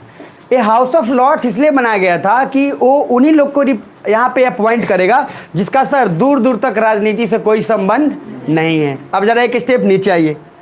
इन यूके, ये यूके का बात है, उसके बाद नॉन पॉलिटिकल लोगों को रिकमेंड करता है। कंक्लूजन में क्या है जरा देख लो। Rajya Sabha is neither a weak house nor is a strong house but it is a significant house and so the recommendations of NCRWC and ARC should be implemented. बोला ये किया गया कि राज्यसभा को ना तो आप कमजोर समझिए ना ही एक्स्ट्रा ऑर्डिनरी स्ट्रॉन्ग समझिए, बट जो रिकमेंडेशन दिया हुआ है कि सर इक्वल रिप्रेजेंटेशन दीजिए आप, और राज्यसभा में भी डायरेक्ट इलेक्शंस करवाइए जैसे आप लोकसभा का कराते हैं, ये सब आप अगर करते हैं तो बहुत ज़्यादा फायदा होगा। Next, ARC administrative reform commission, हालांकि एआरसी रिपोर्ट सौंपती है, एआरसी रिपोर्ट मैं आपको डाउनलोड करके भी आपको भेज दूंगा। एआरसी मतलब क्या होता है? एडमिनिस्ट्रेटिव, प्रशासनिक रिफॉर्म कमीशन, मतलब जो आप एडमिनिस्ट्रेशन में सुधार के लिए जो कमिटी अपना प्रस्ताव देती है कि आईएएस ऑफिसर को ऐसा होना चाहिए, इस आईएएस ऑफिसर डिपार्टमेंट में ऐसा होना चाहिए, उसी को बोलते हैं एआरसी। और एआरसी का रिपोर्ट यूपीएससी का फेवरेट है, वो पूछता है एग्जाम से पहले बस 3-4 पेज का एआरसी रिपोर्ट अपना देख लिया जाता है और देख के उसमें आप हवाले दे देंगे अकॉर्डिंग टू एआरसी। अच्छा, कोई अगर आपको खुद से भी लिखना है अपना पॉइंट, आपको लग रहा है सुझाव अच्छा है, आराम से लिख दो अकॉर्डिंग टू एआरसी और अपना सुझाव लिखिए, और लिखिए नया नया आदमी का विस्फोट हुआ, नया नया क्रिएटिविटी का विस्फोट हुआ है, और उसमें आप हवाला अपना दे दीजिए एआरसी का। चलता है क्योंकि कभी कभी एआरसी रिपोर्ट में जनरली लोग ये देखते हैं कि एआरसी पहले पता है कि नहीं पता। जिसको नहीं पता है एआरसी, मेंस तक तो खैर गलती से पहुंच गया होगा, प्रीलिम्स में वही जय हिंद करके, मेंस तक जाते जाते ये आपकी राइटिंग बता देती है कि आप कितना पढ़ के आए हो, आपके वर्ड्स बता देते हैं, वो ज़्यादा जज करने के लिए कुछ चाहिए नहीं होता है। नीचे आइए, पेज नंबर 200 आ गए? आए नहीं आए? नहीं आए? चलो, तो राज्यसभा में आपको वहाँ पे दिख रहा होगा कुछ क्वेश्चंस जब भी मेंस में लिखोगे आंसर राइटिंग का वहाँ नोट्स में दिया होगा। 20% डेटा होना चाहिए फैक्चुअल और एनालिटिकल, 60% आर्गूमेंट होना चाहिए कॉमन एंड इनोवेटिव, और सॉल्यूशंस आप उसका दे दीजिए। इसका अगर आंसर का स्ट्रक्चर आप इस कदर बनाते हैं तो आपका काम ईजी हो जाएगा। समझ में आ रहा मेरी बात? कभी भी बिना, अच्छा मेंस में लोग हवाबाजी करके आ जाते हैं, सरकार को ऐसा करना चाहिए वैसा करना चाहिए। अगर आप कोई उसके साथ डेटा फैक्ट, जैसे मैंने क्या बोला था कि इंडिया के एमपीज़, क्या बोला, हमारी पॉपुलेशन 12 से 35 साल तक 60% है, मतलब यंग युवा हम लोग हैं, युवा, और हम पे जो एमपी राज कर रहे हैं उनका एज ऑन एन एवरेज 54 से 60 साल के बीच में, मतलब 12 से 35 साल का देश का आबादी 60% है, और हम पे जो लीड कर रहा है वो कौन, कितना एज है? 54 से 60, और हम बात बोलते हैं युवा भारत। कौन भारत? तो मोदी जी चिल्लाते रहते युवा भारत। भाई युवा भारत तो है, लेकिन सर शर्म करिए युवाओं, समझ रहे हैं कि 12 से 35 के आप हैं और आप पे राज 60 का कर रहा है। इस एज में और इसमें नियत में कोई फ़र्क नहीं, बट प्रॉब्लम इज़ दैट अगर आप युवा भारत बोलते हैं तो सिर्फ एज से बातें नहीं होती हैं, बातें आपके काम से होती है, एनर्जी से होती है। अगर आप खाली खा के, आज के युवा पिज़्ज़ा खा के सो रहे हैं, मोबाइल चाहिए, वीडियो गेम चाहिए, तो सर आप पे राज कोई करेगा ही ऐसा जिसको आप अनएक्सपेक्ट है। आप या तो उसमें आपको बनना पड़ेगा उस काबिलियत, नहीं तो आप एक्सेप्ट करिए। ज़िंदगी भर लोग चिल्लाते रहते ये नेता बेकार हो गया, ये नेता खामोखा, अरे आपके वजह से वो नेता वैसा है। आप आते नहीं हो क्योंकि आपको क्या बोलता है राजनीति चाहिए नहीं, और जब कोई फैसला आता है तो आप बोलते हो नेता करप्ट है। तो जीवन भर बोलते रहो। कुछ IAS ऑफिसर भी होते हैं, रिटायरमेंट के बाद आराम से झूला झूल रहे होते हैं और वाइफ को बोलते हैं सुनो ये नेता ना बेकार हो गया। अच्छा वो भी बोलती है हाँ वो तो पहले ही से था हरामखोर। लेकिन आप मतलब बैठे रहो, सैलरी आ रही है, बढ़िया रहो। तो सर आप ट्राई मत करो, लेकिन आप किसी को गाली दे दो, बस ये बढ़िया तरीका है। नीचे आइए ज़रा, तो मैं यही बात बोलूँगा ट्राई करने का। पेज नंबर 200 पे आ गए। फॉर्म ऑफ गवर्नमेंट है। फॉर्म्स ऑफ गवर्नमेंट को छोड़ के सीधा पीछे आइएगा एक बार, जो पेज नंबर छोड़ा था ऑर्डिनेंस पे। ऑर्डिनेंस भी बता देता हूँ ताकि बस 5 मिनट और लगेगा, ज़्यादा टाइम नहीं। अभी तो कितना 9 बज रहा है, हो जाएगा काम। बोर तो नहीं हो रहे ना? कोई बात नहीं, हो भी रहोगे तो कोई बात नहीं। पेज नंबर 187 नहीं 187 नहीं 189। बस थोड़ा देर और, ज़्यादा देर नहीं, आएगा 189 पे। बोल भी नहीं रहा है सब, चलो तेज़ी में, बस तेज़ी में, ठीक है। हाँ जल्दी हल्दी नहीं पढ़ाएंगे, ठीक है। जो बता रहा हूँ मैं बता, क्या क्या क्या, अरे आधा घंटा नहीं लगेगा, बस सच ही बता बस रुक जाओ थोड़ा देर, कल छुट्टी कर देंगे, परेशान मत हो। बस कल बुला लेंगे, उसके बाद छुट्टी कर देंगे। अभी समझ लो पहले 189 पे आ गए। अरे हाँ ना, जोर से बोलो, बस थोड़ा पढ़ लो। अभी आपको दिमाग में रखो, नहीं मौका मिलेगा ये सब मिलने का, ठीक है। पहला देखो ऑर्डिनेंस दिख रहा है। ऑर्डिनेंस, ऑर्डिनेंस किसको पानी चाहिए? पानी चाहिए, पानी पीते रहो, पढ़ते रहो। अच्छा छोड़ दूं मैं? जो जिनको लगता है छोड़ दूं हाथ खड़े करो। देखो मेजोरिटी है कि नहीं छोड़ना है, तो फिर पढ़ा लेते हैं। चलो आगे बढ़े। 28 मई को पेपर है, सुन लो। और आप लोग का टेस्ट रेडी है। टेस्ट आप लोग का होगा 26 तारीख को, 26 जुलाई को।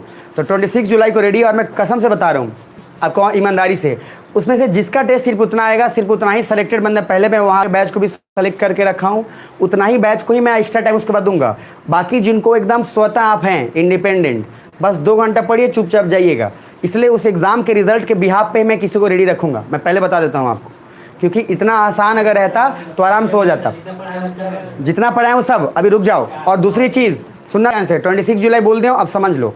अगर नंबर नहीं आते हैं आपके, आप एकदम रेडी हैं, क्लास आप आना, 2 घंटा चुपचाप चले जाना। बाकी जिसको मैं सेलेक्ट किया हूँ 6 घंटा पढ़ाऊंगा, 4 घंटा, कभी 5 घंटा, कभी 2 घंटा, जितना मुझे पढ़ाना होगा मैं पढ़ाऊंगा। और एक ही बात है यार, रिजल्ट इधर से देना है, अदरवाइज कोई लॉजिक नहीं है इतना पढ़ाने का। गलत की सही, क्या लॉजिक है कि आपको पकड़ के पढ़ाने का? सीधा सा बात है, 45 मिनट का क्लास होता है, आप अभी इतना देर हो, इतना देर में 3 बैच खत्म हो चुका है इधर का। 3 बैच लोग आके सब चले गए हैं। मैं भी आराम से प्रॉफिट कमा लूँगा। आपको मौका मिल रहा है, बेनिफिट आपको ही पता है, उठा लो। नहीं तो बाकी तो सर बैचेस चलते रहेंगे, इसमें कोई तकलीफ नहीं है। हाँ है ना? अच्छा एक ईमानदारी से बताओ, क्या बोर हो रहे हो? अगर हो भी रहे हैं चाहे जो कुछ, रिजल्ट यहाँ से देना है। इतिहास रचने के लिए आपको सर इतना आसान नहीं है, ये हम ऐसे नहीं बोल सकते मजे मजे में। ये नोट्स लिख के देना, ये टाइम बचाना, ये जितना देर में आपको राज्यसभा पढ़ाया हो ना, इसको लिखवाने में मेरे को 4 क्लास लगेगा। और वही चीज़ मैं लिखवा के टाइम आराम से काटता, मस्ती, आपको बोलता, आप लिखते, हो गया, आप उसके बाद चला जाता 40-45 मिनट में।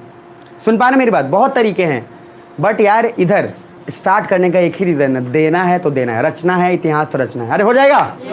जोर से यस और नो? करना पड़ेगा यार, अपने लिए करो, अपनी स्थिति के लिए करो, गांव समाज अपने लिए करो, कोई तकलीफ नहीं है। आपके अलावा इस दुनिया में आपका कोई कॉम्पिटिटर नहीं है। नहीं तो सर 5 साल बाद अपने आप को आईने में देख लेना कि आप क्या थे, क्या हो। अधिकतर टैलेंटेड बच्चे बर्बाद होकर घूमते हैं, और 10 साल बाद जब आप उनसे मिलते हैं और उनको अफसोस होता है कि काश 1 साल लगा दी होता जान, तो अभी कुछ और होता मैं। ये तो आधा से ज़्यादा लोग एकदम बर्बाद हुए पड़े हैं। सर्टिफिकेट, डिग्री, दिमाग टैलेंटेड है, पान का दुकान खोल के बैठे हुए हैं। प्लीज़ मत करिएगा। इसलिए इतना देने का कारण नहीं तो सर इतने देर में मैं भी 3 बैच सुलटाता, बढ़िया मस्त प्रॉफिट कमा के निकल जाता। अपना लॉजिक क्लियर है, एग्ज़ाम देना है, रिजल्ट निकलवाना है, बाकी प्रॉफिट आप सोच लो। नेक्स्ट आगे आओ, रेडी करें आगे प्लीज़, बस आगे ना, ज़्यादा देर नहीं लगेगा, थोड़ा देर और लगेगा ऑनेस्टली। ऑर्डिनेंस दिख पा रहा है? ऑर्डिनेंस मतलब होता है अध्यादेश। अध्यादेश का मीनिंग पहले क्या है, बस पूरा डिटेल करेंगे, नॉर्मल बस इतना समझ लो। वहाँ पे एक लाइन जो लिखा है पहले एक बार देख लो, तब आगे आना। फर्स्ट, पार्लियामेंट को बाईपास करके जब कोई लॉ बनाते हैं उसे ऑर्डिनेंस कहते हैं। मैंने क्या बोला? ऑर्डिनेंस तभी, जैसे ट्रिपल तलाक आपने सुना, तो ट्रिपल तलाक को भी क्या किया गया? हाउस थी नहीं, आपने क्या किया? ड्राफ्ट करके दिया प्रेसिडेंट को, और प्रेसिडेंट ने ट्रिपल तलाक पास करा दिया। लेकिन ऑर्डिनेंस क्या टेम्पररी होता है कि परमानेंट? टेम्पररी होगा। परमानेंट तो तभी हो पाएगा जब तक कि वो पार्लियामेंट में पास नहीं हो पाए। जरा नीचे आओ, क्विक इंट्रोडक्शन, कॉन्टेक्स्ट जरूर लिखो, करंट में क्या सीन है। ये ऑर्डिनेंस की बात मैंने देखो क्या लिखा है, सिंस लॉकडाउन, लॉकडाउन में देखो कितने पास हुए हैं, 11 ऑर्डिनेंस, जिसमें से 7 ऑर्डिनेंस पैंडेमिक और हेल्थ से रिलेटेड थे। अच्छा, 3 ऑर्डिनेंस फार्म बिल से रिलेटेड थे और 1 ऑर्डिनेंस और भी उसमें क्या चीज से रिलेटेड है बताओ, किससे? अब सर 11 ऑर्डिनेंस सोच के देखो आप पास करा लिए गए, इसका मतलब क्या, आपने लोकसभा राज्यसभा को तो भाई पास कर ही लिया है, मतलब सिंपली आपने राज्यसभा को पास कर लिया गया है, क्योंकि ड्राफ्ट तो बिल कौन करेगा, काउंसिल ऑफ मिनिस्टर ही करेगा। काउंसिल ऑफ मिनिस्टर बिल बनाएगा, प्रेसिडेंट को देगा, प्रेसिडेंट लागू कर देगा, उसको ना राज्यसभा की जरूरत है ना किसी से पूछने की जरूरत है। फिर बाद में जब हाउस की मीटिंग बैठेगी उसको पास करा लीजिएगा, परमानेंट हो जाएगा। नीचे आइए, उसके बाद from last 6 year rate of promulgation of ordinance has been increases. Ordinance का संख्या सर लास्ट 6 ईयर से बहुत तेजी से बढ़ा है, मतलब हम चाहते ही नहीं है कि राज्यसभा बीच में आए। अच्छा, जब बीच में राज्यसभा आएगा नहीं तो डिस्कशन होगा नहीं, और जब डिस्कशन होगा नहीं तो वही बात होगा, हर बिल पे दंगा फसाद होगा। आप सोचो, सीए बिल आया, सिटीजनशिप आया, उसमें भी मारकाट हुआ, साइन बाग का कांड, एग्रीकल्चर बिल आया उधर वैसा ही, ये अग्निवीर भी ना आया उसमें भी ऐसी, हर बिल पे मारपीट। इसका मीनिंग क्या है, डिस्कशन ठीक नहीं हुआ है। ट्रिपल तलाक आया तो ट्रिपल तलाक में ज़्यादा नहीं हुआ, क्योंकि ट्रिपल तलाक क्या था, ऑलरेडी डिस्कस्ड बिल था और ट्रिपल तलाक पे कमिटी बैठी थी। तो ट्रिपल तलाक पे जब डिस्कशन हुआ तो उस पर नहीं हुआ, क्योंकि हर किसी को लगता है कितना बेकार बात है कि एक और जो 20 साल आपके साथ रह रही है उसको आपने 3 बार 3 बड़ा तलाक तलाक बोल दिया और हो गया। सर हद हिसाब है, इसी तो ये तो मतलब इतना घटिया और क्या हो सकता है। तो सर जिस बिल पे डिस्कशन ज़्यादा हो उसके दंगे कम होने के चांसेस हमेशा होते हैं, बाकी हल्के फुल्के तो हर चीज़ पे होता ही रहता है। जरा नीचे next, what is an ordinance.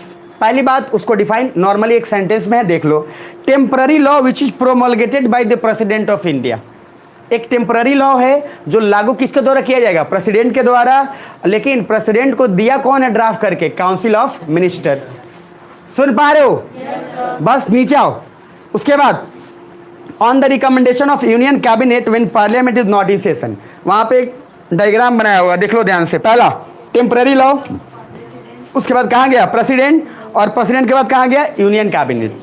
अब सर रूल 1 है, ये अभी रुक जाओ वहीं पर छोड़ दो, आर्टिकल 123 और 213 छोड़ दीजिए उसको, अभी आगे बढ़ते हैं। पेज नंबर 190, आर्टिकल 123 और आर्टिकल 213। आर्टिकल 123 में प्रेसिडेंट के पास ये पावर है कि वो कोई भी ऑर्डिनेंस को पास करा लेगा, और आर्टिकल 213 किसका है, वो गवर्नर के पास ये शक्ति है कि वो अपने स्टेट में कोई भी ऑर्डिनेंस पास करा लेगा। मतलब राज्यपाल कहाँ, देश में कराएगा, राज्य में कराएगा, और प्रेसिडेंट कहाँ, पूरे देश में करा सकता है। डिपेंड करता है उस पर कि कौन सा सिचुएशन है। नीचे आइए, वहाँ पे 2 चीज़ लिखा होगा। सबसे फर्स्ट आर्टिकल 213 में क्या है, governor also makes temporary law in the state on the advice of A state minister. तो गवर्नर बना सकता है और आराम से कर सकता है, लेकिन वो अपने ही राज्य में सिर्फ कर सकता है, क्या वो दूसरे राज्य में कर सकता है, नो नेवर। नीचे आइएगा, थोड़ा सा और है, उसमें एक वर्ड ही लिखा होगा, SLA is not equal to SLC लिखा है। पर ये बात तो आपको पहले से ही पता है कि जो विधायक है और विधान परिषद दोनों में बहुत फर्क है। तो आपका सर स्टेट लेजिस्लेटिव असेंबली कभी भी SLC के बराबर नहीं हो सकता है। क्यों?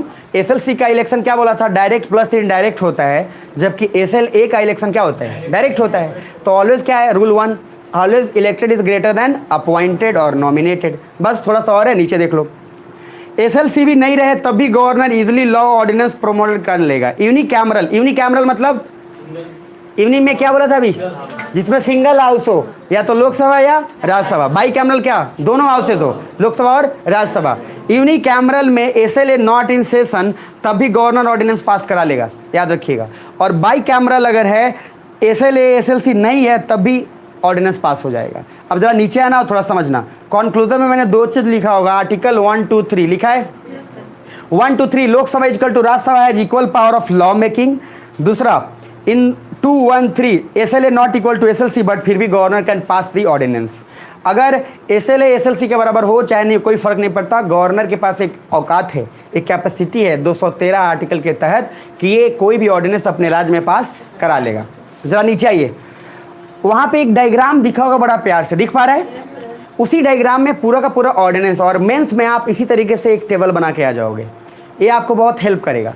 पहला एक ही एकदम लिमिटेड वर्ड और टेबल पे इंसान का ध्यान ज़्यादा जाता है, इसलिए दिमाग क्या है, पिक्चर में सोचता है। मैंने बोला सेव, आपके दिमाग में पिक्चर बन गया। तो जब दिमाग को पिक्चर हो, इसलिए टेबल को देख के ज़्यादा कुछ समझा जा सकता है, पैराग्राफ को तो पूरा पढ़ना पड़ेगा ना।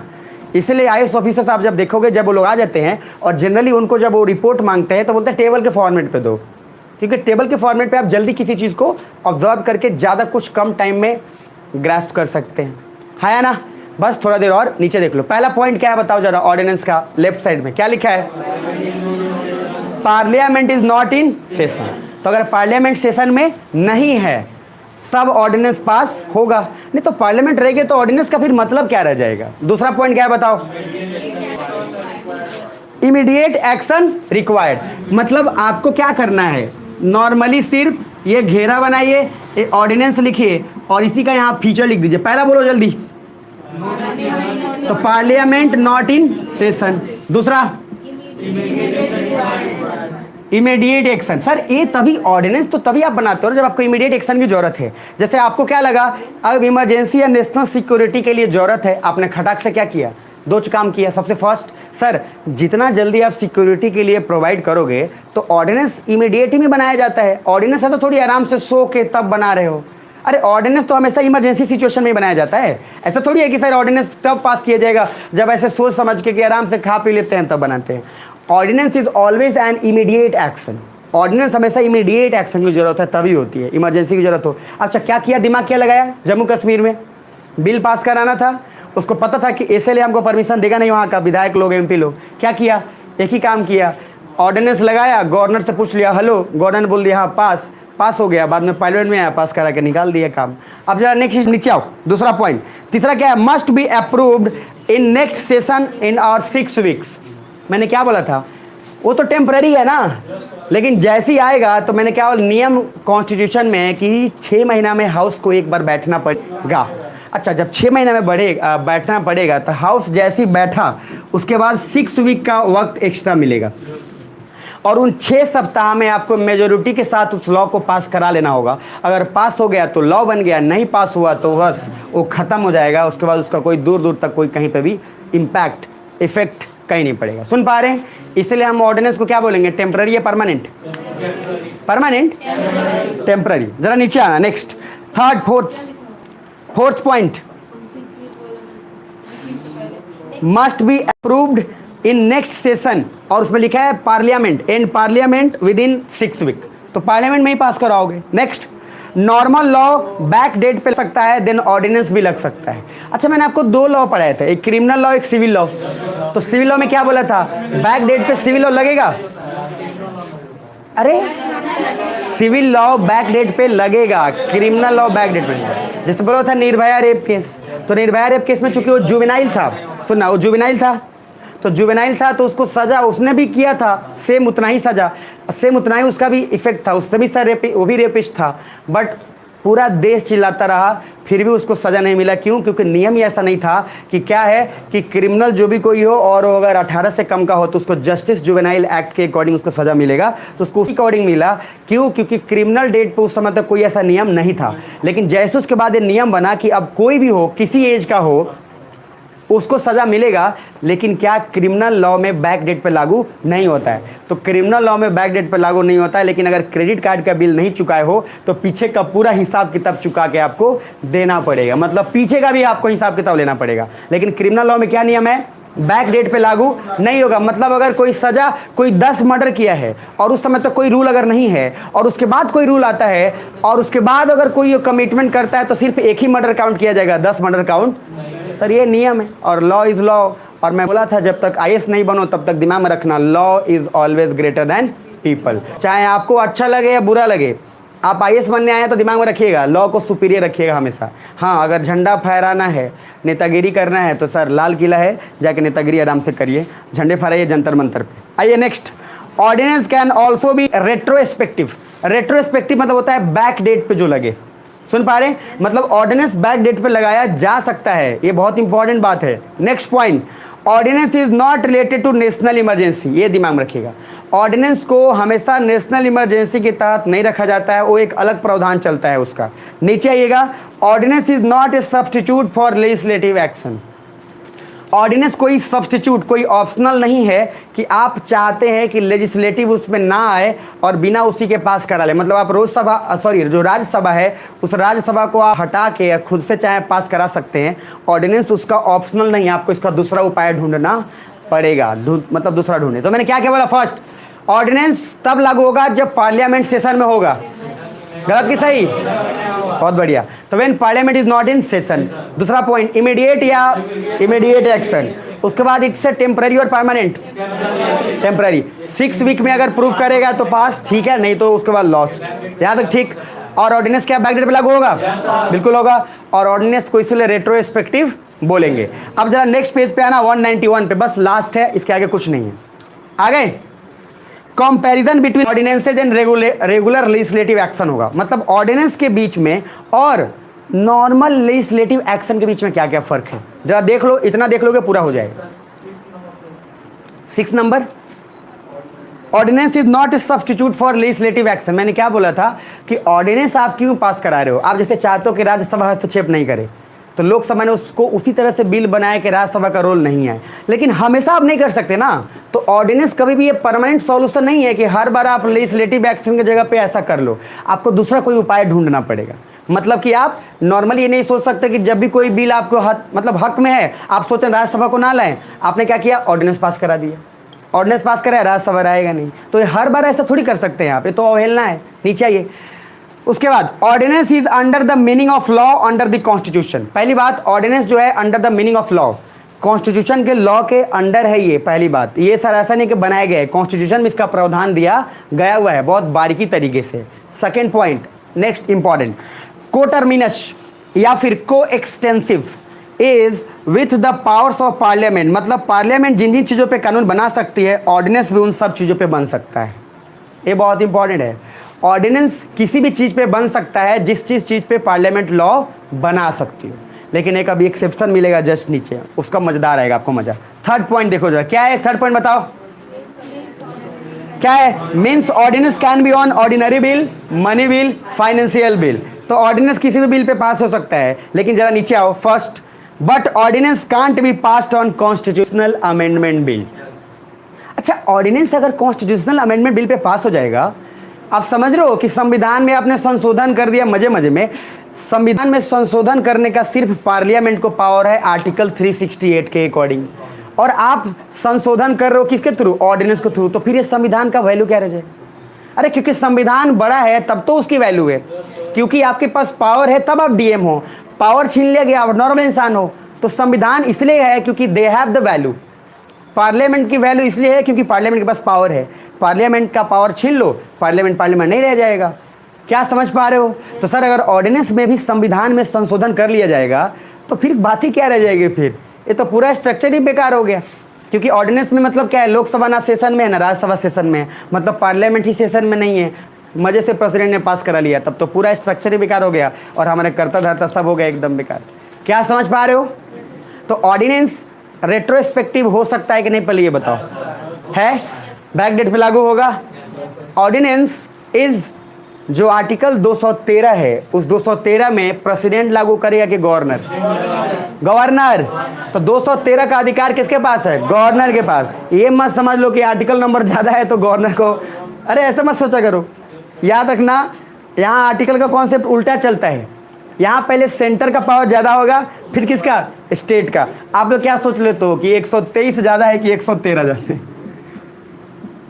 अच्छा, 123 ज़्यादा है कि 213? तो लोग सोचते हैं 213 ज़्यादा है, अब प्रेसिडेंट ज़्यादा बड़ा है तो 213 किसका होगा?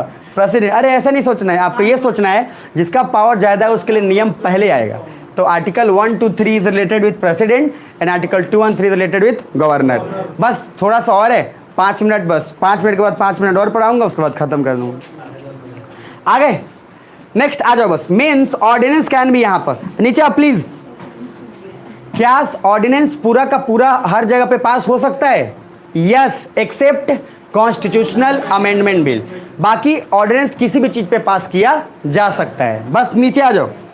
35A ये बहुत इंपॉर्टेंट है, फर्स्ट कॉन्स्टिट्यूशनल अमेंडमेंट के थ्रू आया था। 35A में आपको इंडिया पाकिस्तान आईआर पढ़ाना था ना, आप भूल भी गए होंगे। 35A का जिक्र वहां भी किया था मैंने क्या वो 35A में क्या बोला गया था, ये बोला ही गया था कि सर प्रेसिडेंट को ये पावर दिया गया था कि जब कभी भी जम्मू कश्मीर के लोगों के लिए कुछ स्पेशल देना पड़े आपको तो प्रेसिडेंट दे सकता है। और इसी 35A के तहत प्रेसिडेंट ने बोला था कि जम्मू कश्मीर के जो प्रॉपर्टीज है या वहाँ की जो संसाधन है उस पर सिर्फ वहाँ के लोगों का ही हक है, बाहर के लोगों का हक नहीं है। 35 समझना इस चीज को, ये 35A बहुत इंपॉर्टेंट था। इट्स ए ऑर्डिनेंस नहीं था बट एक ऑर्डिनेंस की तरह था जिसमें प्रेसिडेंट को ये पावर दिया गया था। और मैंने क्या अरे पूरा स्टोरी बताया था पाकिस्तान का कि सर जो आप उस समय हरि सिंह थे, हरि सिंह आए थे, उससे पहले क्या इन्होंने बिल को ड्राफ्ट करके भीमराव अम्बेडकर ने क्या बोला था कि जब तक आप कॉन्स्टिट्यूशन नहीं बना लेते तब तक ये प्रावधान रहेगा। और उसके बाद फिर उसी प्रावधान में 35A को ऐड करके बाद में बोल दिया गया कि अगर प्रेसिडेंट चाहे तो वहां के लोगों को जो वैल्यू चाहे दे सकता है। इसी के तहत बोला गया कि बाहर का आदमी कोई भी जम्मू कश्मीर में जमीन नहीं खरीद सकता है। सुन पा रहे हो? और इसी वजह से बाद में जब हटाया गया इधर तो 370 जब हटाया गया तो ये भी हट जाएगा, है ना। लेकिन अब वहां के कुछ ग्रुप्स हैं, जो लोकल ग्रुप्स, जो बार बार बोलते रहते हैं कि सर गलत इस्तेमाल किया गया है इसका, बट ऐसा कुछ नहीं है। लीगल तरीके से सब सही किया गया है, मोरल ग्राउंड इसका सही नहीं है। यार सुन लो, बस लास्ट है 2 मिनट सुन लो, सांसें रोक के रखो एकदम, ठीक है। आ गया ना नेक्स्ट। अब ये हो गया, बस 5 मिनट है, सच्ची बता रहा हूँ। 5 मिनट के बाद 5 मिनट पढ़ाऊंगा और खत्म हो जाएगा। नेक्स्ट आओ। पहले देख लो एक बार वहां पे आर्टिकल 370 हैज गिवन पावर। नीचे थोड़ा देख लो, बस थोड़ा सा है, ये इंपॉर्टेंट है। Article 370 has given power to president, मिल पा रहा है, टू चेंज और implement anything for the welfare of Jammu and Kashmir. आगे देख लो इधर। So president has made constitutional amendment in 35A added only be president order but it is not ordinance because of ordinance वापस पार्लियामेंट के पास जाता है, but this is constitutional amendment, parliament से पास हुआ ही नहीं था और नहीं वापस गया। देखो ऑर्डिनेंस में क्या, ऑर्डिनेंस का नियम क्या है कि जब तक अगर वो फिर पार्लियामेंट में पास नहीं होगा तब तक लॉ नहीं बनेगा। अब ऑर्डिनेंस यहाँ पे लेकिन 35A को क्या हुआ, वो ऑर्डिनेंस की तरह जरूर है लेकिन ऑर्डिनेंस नहीं है। क्यों? उसका एग्जैक्ट रीजन आप थोड़ा सा पीछे आओ, उसके बाद आगे सब वहाँ पे देखो, वहाँ पे देख लो लिखा होगा नाउ 370 को ही चेंज कर दिया सरकार ने, जिसके बेस पे 35A बनाया गया था। तो 370 के बेस पे क्या बनाया था? 35A। अच्छा, इसलिए 35A सुप्रीम कोर्ट में चैलेंज है क्योंकि जब 370 के अकॉर्डिंग अब कोई वहाँ जमीन एंड स्टेट पीसीएस के एग्जाम दे सकता है तो फिर 35A का बेस ही क्या रह गया? बिकॉज 35A इसलिए बना था कि जम्मू कश्मीर के लोगों को स्पेशल प्रिविलेज दिया जाए। देखो सरकार ने ये नहीं बोला कि 35A खत्म हो गया, सरकार ने क्या बोला? 370 खत्म हो गया। अच्छा, वहाँ के लोग मूर्ख हैं, बना ये तो थोड़ा मतलब गोल गोल घुमाया ही गया था। अब ये जो पार्टी है ना, ये पार्टी जो बड़ा दिमागदार पार्टी है, अब ये ऐसे लोग हैं इसने इतना दिमाग लगाया, इतना गोल गोल घुमाया कि आता से जाए लोग के बाद क्या सोचे, यार ये क्या बोल रहा है, क्या है, कुछ समझ नहीं आ रहा है। 35A के बेस क्या माना गया था? 370 को। ये बोला है 370 हट गया, गवर्नमेंट ने नहीं बोला 35A हट गया। अच्छा, उनको बेवकूफ़ को समझ लेना चाहिए ये बात कि 370 हटाया तो 35 भी ऑटोमेटिक खत्म हो गया। लेकिन चूंकि लॉ में ऐसा नहीं दिया था, उन्होंने तो 35 को स्पेशल प्रिविलेज दिया था। और फिर उसके बाद क्या दिया था कि कोई भी स्टेट पीसीएस का एग्जाम जम्मू कश्मीर का, तो मीन जब कोई बाहर का नहीं ले सकता तो स्टेट पीसीएस का एग्जाम तो बहुत दूर की बात है। अच्छा, कमाल की बात यह है कि स्टेट पीसीएस के एग्जाम जम्मू कश्मीर में देने कौन जाएगा? बात तो ये भी थोड़ा सा डर है हमारा पार्ट भाई, अरे हमारा पार्ट है यार इंडिया, इसमें मतलब जम्मू कश्मीर और सारा हिस्सा हमारा है, लेकिन डर तो हमेशा बना रहता है। अच्छा, जब आपको पहाड़ों पे घूमने का मन करे तो कितने लोग बोलते हैं जम्मू कश्मीर चलते हैं, आधा से ज़्यादा लोग तो पहले बोलते हैं हिमाचल तक ठीक है। हिमाचल के बाद ऊपर क्या है? खतरा है। उत्तराखंड, इसलिए ऋषिकेश चले जाइएगा, है ना। कुछ लोग कुल्लू मनाली चले जाएंगे, कुछ लोग मसूरी भी चले जाएंगे। जैसी बात आएगा श्रीनगर का, तब उसके बाद लगता है ना भैया श्रीनगर तक ठीक नहीं है, लेकिन वैष्णो देवी जाएंगे। अच्छा, वैष्णो देवी कहाँ है, कितनों को पता है? कटरा में हाँ, जम्मू कश्मीर कटरा में। कितने लोग गए हैं? हाथ खड़े करिएगा। वैष्णो देवी, ओ अच्छा आप लोग का एज अभी जम्मू का वहाँ जाने का नहीं है ना, आप लोग तो बाद में जाएंगे ना, मैं भूल गया था सडनली। मुझे लगा था कि आप लोग 35-40 वाले हैं इसलिए थोड़ा। खैर आगे, अभी क्या एज सर, अभी अभी जाना भी नहीं है, अभी वैसा नहीं मर्जी, अभी पब जाइए, पार्क जाइए, अभी उधर जाइए, बाद में जम्मू कश्मीर जाइएगा। क्या क्या ताड़ी पीने। अच्छा इसमें से कोई ईमानदारी से बोलना, स्मोक कितने लोग करते हैं? बस अगर किसी को बोलूँगा नहीं, ऐसे ये माहौल ऐसा है बिहार का कि अगर किसी को पता चल गया, और स्पेशली गार्जियन को, तो गांव में क्या होता है, अपना काम छोड़ के लोग जाके बताते हैं। सर वो हल जोत रहा था, देख लिया कि उसका बेटा खैनी खा रहा है, अपना हल छोड़ के उसके घर पे बोला राउर बेटवा खैनी खाता। अच्छा उसको किस उम्मीद से जाता है कि ये उखड़ेगा, जाकर उसको मार। अच्छा बाप बोल दिया हमको पता है, अब इसका क्या पूरा एक्साइटमेंट क्या हो गया, कर अरे वो गजब आदमी बानी जी। अब उसको चढ़ाएगा राउर बेटा खैनी खाता और वो आशा नहीं परत। अब ये जो है उसको एक्साइटमेंट के लिए गया था वो। अच्छा उधर बैल तब तक उधर मिमिया रहा है, वो धूप में उसका मतलब वो बेचारा भूख से हालत है, ये अपना काम छोड़ के दूसरे को बताने गए। सुन पा रहे हो? नीचे आओ नेक्स्ट। खैनी भी कौन खाता है क्या इसमें? चलो हाँ बताएगा नहीं साहब, बहुत लोग खाता है। सो नेक्स्ट आओ नीचे, आगे 2 पॉइंट और देख लो।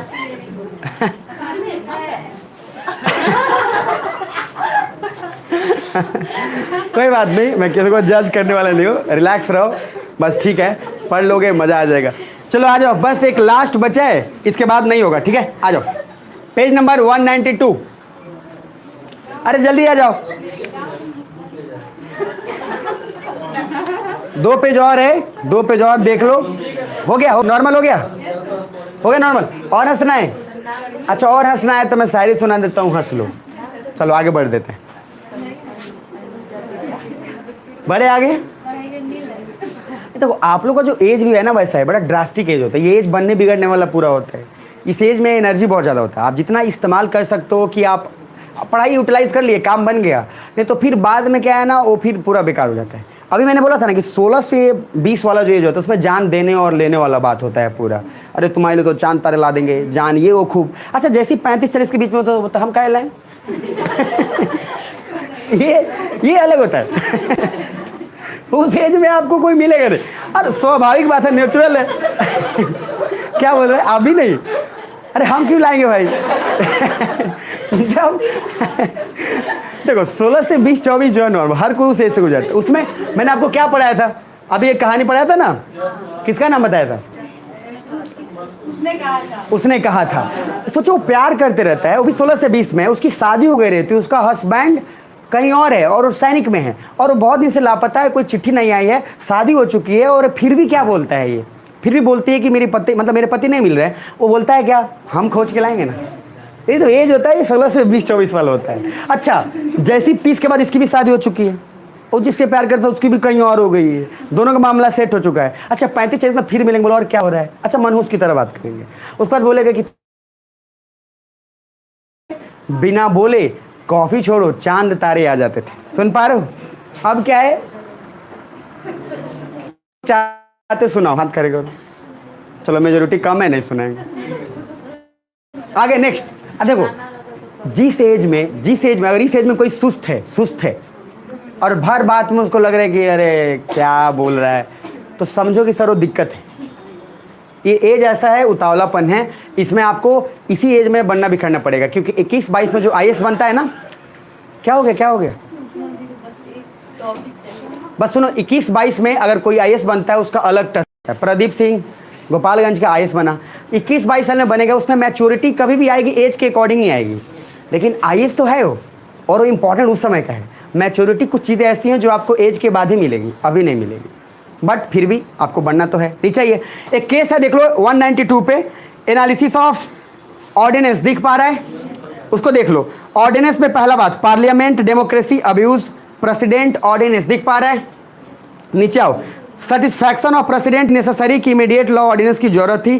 देखो ऐसा जरूरी नहीं है कि ऑर्डिनेंस जब पास होगा तो प्रेसिडेंट हमेशा सहमत ही होगा और प्रेसिडेंट की खुशी के लिए होगा, ऐसा कभी नहीं होगा कि प्रेसिडेंट जब चाहे तब अफसा करा दे, ऐसा नहीं होता है। क्योंकि प्रेसिडेंट अगर ऑर्डिनेंस पास करा दिया ना, फिर भी वो जुडिशियल रिव्यू के घेरे में है, वो आराम से सुप्रीम कोर्ट उसका कर सकती है, इसका नियत क्या है तो जान सकती है कि पर्सनल सेटिस्फैक्शन से कुछ भी नहीं होता है कि प्रेसिडेंट को मन किया कि चलो आज कुछ मन नहीं, आज चलो ऐसा लॉ पास करा देते हैं कि ऐसे कोई इधर से उधर ना जा पाए, ऐसा कभी नहीं हो सकता है। उसमें सर हमेशा नियति और उसका हमेशा दिमाग में ये रखना जरूरी है कि काउंसिल ऑफ मिनिस्टर वो अपने पूरे सहमति के साथ ही बिल ड्राफ्ट करके देते हैं।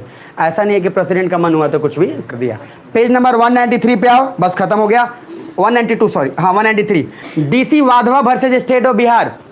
ये केस बहुत इंपॉर्टेंट है, DC Wadhwa versus state of Bihar 1986। इसमें ऑर्डिनेंस के लिमिटेशंस के बारे में बताया गया कि औकात ऑर्डिनेंस का सिर्फ इतना ही है। क्या क्या है देख लो। पहला, डीसी वाधवा गवर्नर जिन्होंने 100 से ज़्यादा ऑर्डिनेंस पास करा दिया बिहार में।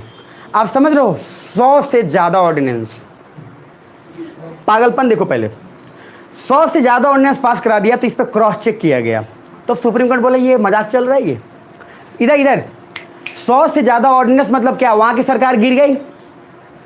अरे वहाँ की सरकार गिर गई मतलब क्या, सरकार नहीं है तभी तो ऑर्डिनेंस पास होगा ना। लेकिन सरकार कैसे बनी थी, इलेक्ट होके कि अपॉइंट होके? इलेक्ट होके। मतलब आपने क्या किया, इलेक्टेड की वैल्यू खत्म कर दी। आपने इलेक्टेड को क्या कर दिया, जीरो। जब तक ऑर्डिनेंस था 100 बार, समझ रहे हो, अगर 100 बार मतलब कि अगर आप एक एक महीने में भी, एक एक साल में भी अगर 2-2 बार लगा रहे हो, 5-5 बार, 10-10 बार लगा रहे हो, तो 5 साल की सरकार थी, 5 साल की सरकार में 100 बार आपने लगा दिया ऑर्डिनेंस। मतलब उतने दिन तो सरकार क्या है, कुछ काम ही नहीं की। तो सर यहाँ पे चेक करना बनता है सुप्रीम कोर्ट का कि ये चल क्या रहा है भाई, तुमने तो पूरा कॉन्स्टिट्यूशन का जो इतिहास वो भी हिला के रख दिया। अच्छा कमाल के बाद देखो उसके बाद क्या होता है। ये डीसी वाधवा साहब पागल हो गए थे, 100 से ज़्यादा ऑर्डिनेंस पास कर दिया, मतलब हर छोटी बात पे ऑर्डिनेंस। कुछ भी हुआ, खाना नहीं खाया, ऑर्डिनेंस पास कर दूँ। अरे मतलब क्या हुआ, अच्छा इसको क्या हुआ, अच्छा इसको क्या हुआ, पेट खराब है, ऑर्डिनेंस पास करो। अरे अजीब आदमी। मतलब आप उसमें ऑर्डिनेंस देखा गया, पढ़ा था तो उसमें देखा गया इतनी ऐसी छोटी छोटी दलीलें दी गई हैं जिसका कोई लॉजिक नहीं है सर, इलॉजिकल बात है, ऑल इरेलेवेंट एकदम। और उस बात पे क्या पास करा दिया, ऑर्डिनेंस। और उसमें सर कहीं ना कहीं सेंटर का उस समय रोल था, बट थोड़ा सा भी नीचे समझिएगा। सेंटर बार बार गवर्नर को बोलता था और मैंने बोला गवर्नर क्या होता है, अपॉइंटेड। गवर्नर वैसा ही नाचेगा जैसे सेंटर उसको नचाएगा, और सेंटर बोलेगा, गवर्नर इधर करेगा और करके बस काम खत्म। नीचे आइए जरा। Limited capacity, ordinance can be passed in emergency. गाड़ी को रिजर्व में ही रखो, इमरजेंसी में चलाओगे जिंदगी भर तो गाड़ी का इंजन खत्म हो जाएगा। ये मैं क्या बोल रहा हूँ कि गाड़ी को बहुत लोग क्या 50 रुपए का डलवा ले सर, कुछ लोग का टंकी ही सर काला हो गया, तेल ही नहीं डलवाते। बहुत लोग ऐसे जैसे गाड़ी चलाते। अरे देखो कुछ लोग, इसमें कोई रिलेशन नहीं, क्या देखेंगे पहले। अच्छा जाने से पहले फिर उसके बाद कुछ लोग अपने पूरे लाइफ में, एक मैं जानता हूँ उनको और बहुत अच्छे से जानता हूँ उनको, गांव के ही है वो सर। उसने मतलब तेल ही नहीं डलवाता था, मतलब 50 रुपए 40 रुपए पूरा जिंदगी सर, उस टंकी सड़ गया उसका। आप समझ रहे हो, अरे दैट इज आयरन भी रिएक्ट करेगा। अब जब तक उसमें क्या होता था, बार बार ऑयल आता था, तो अरे भैया अब जब तक पॉलिशिंग चलता रहेगा तब तक तो काम चलेगा ना। वो भी तो एक लोहे की टंकी है। अच्छा लोहे की है, उसने तेल ही नहीं डलवाया, जंग पकड़ के जब वो गया दिखाने की गाड़ी स्टार्ट नहीं हो रहा है, कंपनी ने बोला ये टंकी हटाओ और नया टंकी, और बाई गॉड तभी नया टंकी लगाएंगे जब तुम पूरा फुल करवा के यहाँ से जाओगे। सर 40-40 रुपये 30 रुपये से ज़्यादा कभी तेल वो नहीं लिया, और अभी तक भी स्थिति उसकी ऐसे ही है। बुलेट उसके बाद लिए नया इंजन ही चौक कर गया उसका। कंपनी वाला ढूंढ रहा है क्या किया ऐसा भाई तुमने। तो एक ही बोलता है वो, अरे तेल मतलब कहाँ से इतना लेंगे, तो बुलेट क्या लिए तुम यार, ये बुलेट ले लेते हो और तेल भराने के लिए कर्जा मांगते हो तुम, तो फिर क्या फायदा है आपको। ऐसा आप कुछ लोग है कि बुलेट ले लिया, रोड में उसके बाद फोन करके चिल्ला रहे आओ ना तो नहीं तेल खत्म हो गया बा। भाई ये सब जो चीज़ें ये बिहार में पॉसिबल है, इज्जत भी खाना है, बड़ा भी बनना है, और उसके बाद क्या है, तेल भी नहीं भरवाना है। नीचे ये बस लास्ट। तो लिमिटेड कैपेसिटी मैंने क्या बोला, इधर ऑर्डिनेंस को कुछ जरूरत हो तभी पास कराओ, जब बिना जरूरत का फॉर्मों का आप हर समय पास करा लेते हो, मतलब आपको जब जरूरत है, पैसे की इमरजेंसी है, पैसे गलत है नहीं है, मजबूरी है, तब आप 30-40 का कराओ। ये पूरा जिंदगी 30-40 का ही करवाओगे तो इंजन तो चौक करेगा। सिमिलरली यहाँ पे भी है, ऑर्डिनेंस जब बहुत ज़्यादा जरूरी है तब पास करिए, ना कि हर काम में पास करा दिया। अच्छा डीसी वाधवा पे बहुत अच्छा एक रिपोर्ट भी है, आपको पढ़वाऊंगा मैं, but we can't question the president. Satisfaction but that not be mala fide and can't cross the constitutional limit. हम प्रेसिडेंट पे सवाल नहीं उठा सकते, बात ठीक है, लेकिन प्रेसिडेंट का नियत और प्रेसिडेंट के इंटेंशन पे हम जरूर रिव्यू कर सकते हैं, सुप्रीम कोर्ट कर सकती है कि इतनी बार मतलब क्यों हो रहा है। नीचे आइए जरा, मैलिफाइड मतलब क्या, दो चीज़ है वहाँ, पहले पूरा सेंटेंस एक बार समझो। पहला है कि सर वी कांट क्वेश्चन, पहले पढ़ो एक बार, खुद से पढ़ो एक बार, हाँ, but not be mala fide and can't cross the constitutional limit. मैंने क्या बोला कि हम क्वेश्चन नहीं कर सकते, लेकिन मैलिफाइड मतलब होता है हर जगह जरूरी नहीं है कि तार्किक ही हो, सही ही हो। जो प्रेसिडेंट ऑर्डिनेंस पास करा रहा है ये हर जगह नहीं कि मैलिफाइड है, प्रूव्ड है कि सही ही होगा, ये कोई कसमें खा के नहीं है, मतलब सही होना ये कंपलसरी नहीं है। अब जरा एक स्टेप नीचे आओ, उसके बाद है repromulgate again and again in exact form is unconstitutional. और कोई ऐसा भी होता है जो बार बार एक ही ऑर्डिनेंस को बार बार वापस कर रहा है, तो ये भी तो एक बेकार की बात है ना। एक ही ऑर्डिनेंस को बार बार आप क्यों वापस घीस पीट के आप कर रहे हो, तो कुछ ना कुछ उसमें भी नियत में गड़बड़ है, ये भी एक बेकार बात है। नीचे आइए, एग्जैक्ट फॉर्म इज कॉन्स्टिट्यूशन में कोई लिमिट नहीं है बट बार बार सेम ऑर्डिनेंस, मतलब क्या बोला गया कि सर कॉन्स्टिट्यूशन में कोई लिमिट नहीं है कि ऑर्डिनेंस आप कितनी बार पास करा सकते हो, लिमिट नहीं है। कॉन्स्टिट्यूशन में अनलिमिटेड आपको दिया हुआ है, मैंने वही बोला अनलिमिटेड है, इसका मतलब क्या हर बात ही में पास करा लोगे क्या आप? मैंने बोला कि आपको कि सर आपको आज़ादी, आप जो माने सो करो, आप लगे ड्रग्स बेचने, ये कोई बात हुआ मतलब आपको आज़ादी मिल गया तो आप ड्रग्स बेचोगे? तो ये जो चीज़ है कि अनलिमिटेड जरूर है, ऑर्डिनेंस पास हो सकता है, लेकिन सर एक लिमिट हर कुछ का सही होता है। अब 100 और 200 ये पास करना ऑर्डिनेंस बेकार है। नीचे आओ, बस थोड़ा और है, परेशान मत हो। अब्यूज ऑफ ऑर्डिनेंस दिख पा रहा है? तो अब्यूज ऑफ ऑर्डिनेंस मतलब क्या होता है, ऑर्डिनेंस का मिसयूज कह लो या ऑर्डिनेंस के नाम पे गाली कह लो। जरा नीचे आओ, पहला इट इज नॉट परमानेंट, तो पहली बात है टेम्पररी है, तो फिर इस पर इतना ज़्यादा महाजाल क्यों है।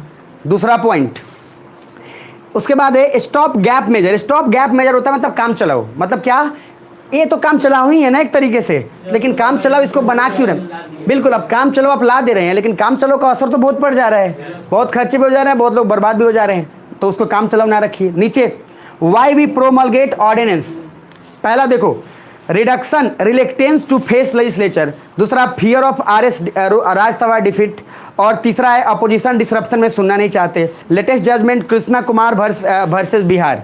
सर बिहार में यही ज़्यादा कांड होता है यहाँ पे। पहली बात, आप क्यों चाहते हो कि ऑर्डिनेंस है, आप राज्यसभा का झंझट ज़्यादा चाहते नहीं हो, आपको लगता है पता नहीं राज्यसभा कुछ ना कुछ गड़बड़ कर देगा फिर बिल पास नहीं होगा, तो आप चाहते हो कि बार बार ऐसे ही ऑर्डिनेंस करके पास करा दिया। नीचे एक केस है Krishna Kumar Singh versus Bihar 2017, latest case है ये।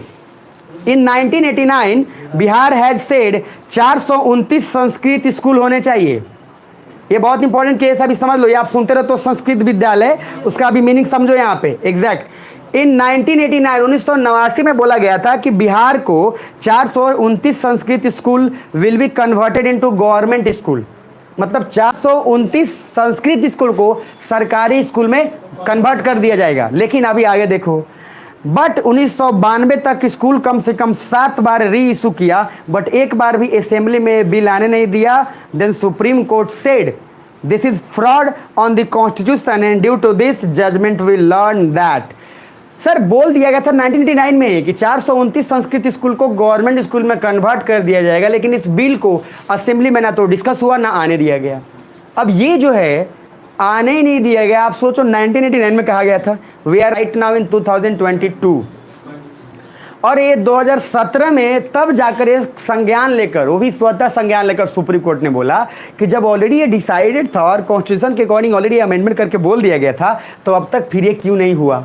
अब इसके कारण देखो क्या क्या हुआ। पहला, judicial review can be expanded more for ordinances. इसका मतलब क्या है कि सर आप ये देखते हो कि ऑर्डिनेंस के लिए जुडिशियल रिव्यू और ज़्यादा होना चाहिए, क्योंकि जब इस कदर पास कराने के बावजूद भी कोई बात को नहीं माना है इतने लंबे समय तक, तो जुडिशियल रिव्यू करना काफ़ी ज़रूरी है। और सुप्रीम कोर्ट को ये चाहिए कि इतना लंबा टाइम बाद जुडिशियल रिव्यू ना करे, उसके इम्प्लीमेंटेशन के कुछ समय बाद ही करने रहे। अब सर सोचो ना, अगर 20 साल बाद ही जुडिशियल रिव्यू होगा तो क्या ही फर्क पड़ेगा। और संस्कृत स्कूल के बारे में सुने हो ना यार, बहुत से संस्कृत स्कूल के टीचर लोग हैं जो अभी सर हालत उनकी टाइट है, वो अपने पैसे और उसके लिए घूमते भटकते रह रहे हैं। बहुत सारे लोग हैं जिनका ज्वाइनिंग भी बहुत सारे लोग का ज्वाइनिंग भी हो चुका है, लेकिन स्कूल का था पता नहीं है कि स्कूल चल रहा है नहीं चल रहा है। बहुत लोग इंतजार में है कि जैसी होगा, और सबको बोलते भी है कि मास्टर बनी।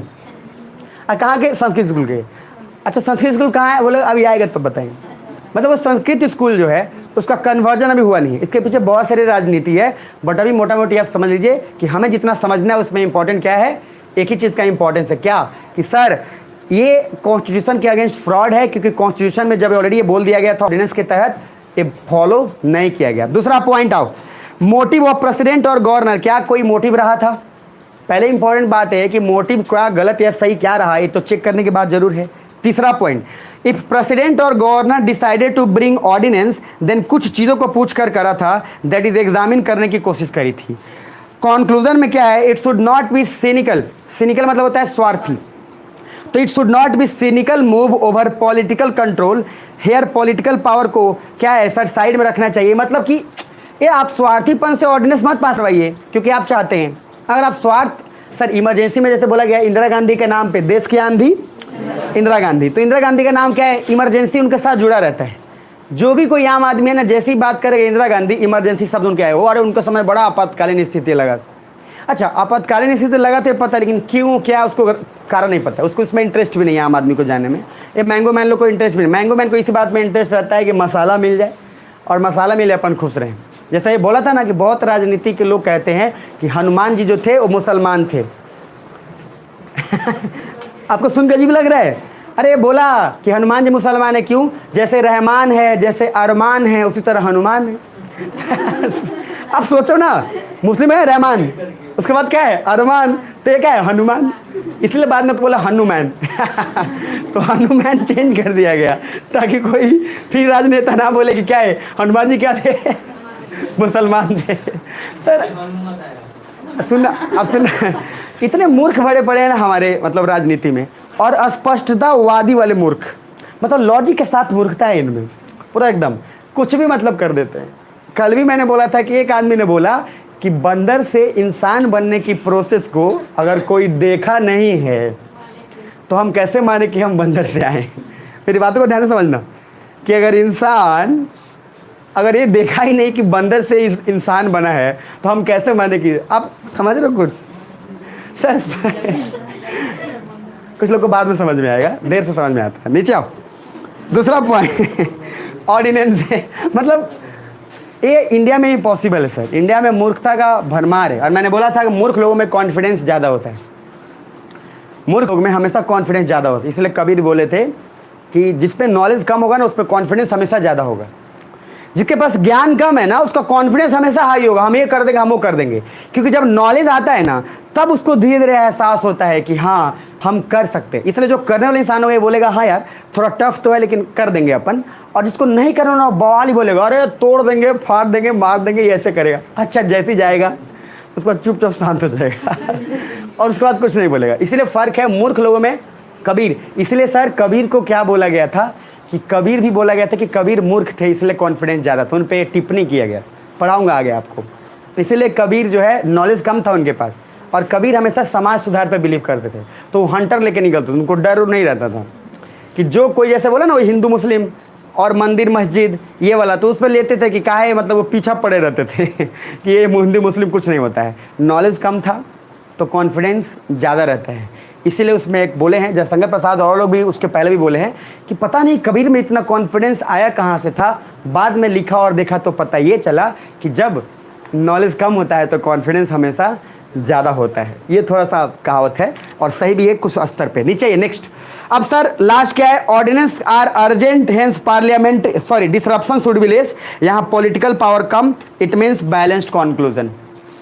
ये बोला गया कि ऑर्डिनेंस हमेशा क्या है, ऑर्डिनेंस सर इमरजेंसी और काफ़ी इमीडिएट होता है। अच्छा इधर ऑर्डिनेंस अगर कोई इमीडिएट है तो उसको जल्दी आप करोगे तब ना, अगर इमीडिएट में जैसे आप बोलेगा कि आपकी हालत ख़राब है, बोलेगा पर्ची भरिए था हॉस्पिटल में एडमिट करेंगे, ये तो वही बात, अरे उसको तो लाया इसलिए गया क्योंकि उसको इमीडिएट ट्रीटमेंट की जरूरत है, और आप क्या बोल रहे हो पर्ची भरो तब तो इधर मरने दो उसको। तो ये जो है ऑर्डिनेंस भी तो इमीडिएट है, और ऑर्डिनेंस में क्या बोलेगा नहीं तब पास कराओगे जब तक कि पास पूरा ना हो जाए, ये तो वही बात हो गई। फिर ऑर्डिनेंस का मीनिंग क्या रह जाएगा, इमरजेंसी का क्या मीनिंग रह जाएगा, कैजुअलिटी का क्या मीनिंग रह जाएगा। तो मीनिंग कैजुअलिटी का क्या है, ऑर्डिनेंस का क्या है कि सर इमीडिएट चाहिए, और इमीडिएट में अगर सबसे पूछना ही पड़ जाए तो इमीडिएट किस बात का, तब तो उससे बढ़िया पार्लियामेंट में पास करा लेंगे, अरे हाँ है ना, चलो बस हो गया। पेज नंबर 194 पे आ जाओ, बस लास्ट है। अब उसमें आपको आंसर स्ट्रक्चर दिख रहा होगा, जितना मैं पढ़ा है वो मेंस में कैसे लिखोगे वहाँ पे पूरा डिटेलिंग आपको दिया हुआ है। मेंस 2015 में एक क्वेश्चन पूछा था यूपीएससी में, should powers promulgate ordinance can be replaced, क्या जो पावर है वो आपको क्या ऑर्डिनेंस का उसमें थोड़ा चेंज करना चाहिए? तो बिल्कुल आपको लगता नहीं है कि चेंज करना चाहिए, बिल्कुल चाहिए। पहली बात, हस्तक्षेप कम चाहिए, ऑर्डिनेंस सेल्फिश नहीं होनी चाहिए। तीसरी बात ये कि ऑर्डिनेंस जब आप चेकआउट कराते हैं तो कुछ ऐसा भी प्रावधान लगाओ जिससे कि ऑर्डिनेंस का बार बार मिसयूज ना हो। जैसे 100 हो गया, किसी ने 200 बार पास करा दिया, उसका कुछ लिमिटेशन आप रख दीजिए, क्योंकि संविधान में लिमिटेशन नहीं रखा हुआ है, बट आप एक्ट पास करा के लिख सकते हैं कि इतना लिमिटेड रहेगा। और इस सिचुएशन, अरे आप बोल दो कि आप दवाई लेने तब जाओ जब आपको बुखार लगे। आप कोई बिना बुखार का दवाई लेने चल जा रहा है तो उसका क्या इलाज है? एक ही इलाज है, पकड़ के उसके बाद बांधो और उसके बाद 2-3 बार उसको कुआं में गिरा के उठाओ। पेज नंबर 1 पेज नंबर 196 आ गए? अरे आए नहीं है? चलो ठीक है, तो अब आगे। ठीक है, 2 बातें हुई हैं, ऑर्डिनेंस खत्म, राज्यसभा खत्म, लक्ष्मीकांत निकालने का जल्दी से क्विक। मैं एक बार समअप कर देता हूँ, 2 मिनट रिकैप सुन लो ध्यान से। और अभी सुनना इधर, अभी जो बता रहा हूँ सुनते जाना और समझते जाना। ऑर्डिनेंस क्या बोला? परमानेंट लॉ, सही कि गलत? Ordinance is a temporary law, immediate action, parliament present या एब्सेंट? एब्सेंट रहेगा तब यहाँ तक होगा। ऑर्डिनेंस का पूरा सिचुएशन बताया आपको, उस अलग प्रोसेस बताया। राज्यसभा में आप देखिए कि राज्यसभा का रोल कितना ज़्यादा कितना कम है, राज्यसभा का क्या इंपॉर्टेंस है, राज्यसभा कब आया, 1952 में आया, क्या हुआ नहीं हुआ, पूरा डिटेलिंग आपको पता है। तो एक स्ट्रक्चर, एक रिकैप दिमाग में रखना है। लक्ष्मीकांत प्लीज़ निकालिए, मैं बताता हूँ। लक्ष्मीकांत में ऑर्डिनेंस और राज्यसभा पूरा का पूरा खत्म करना है, जल्दी निकालिए।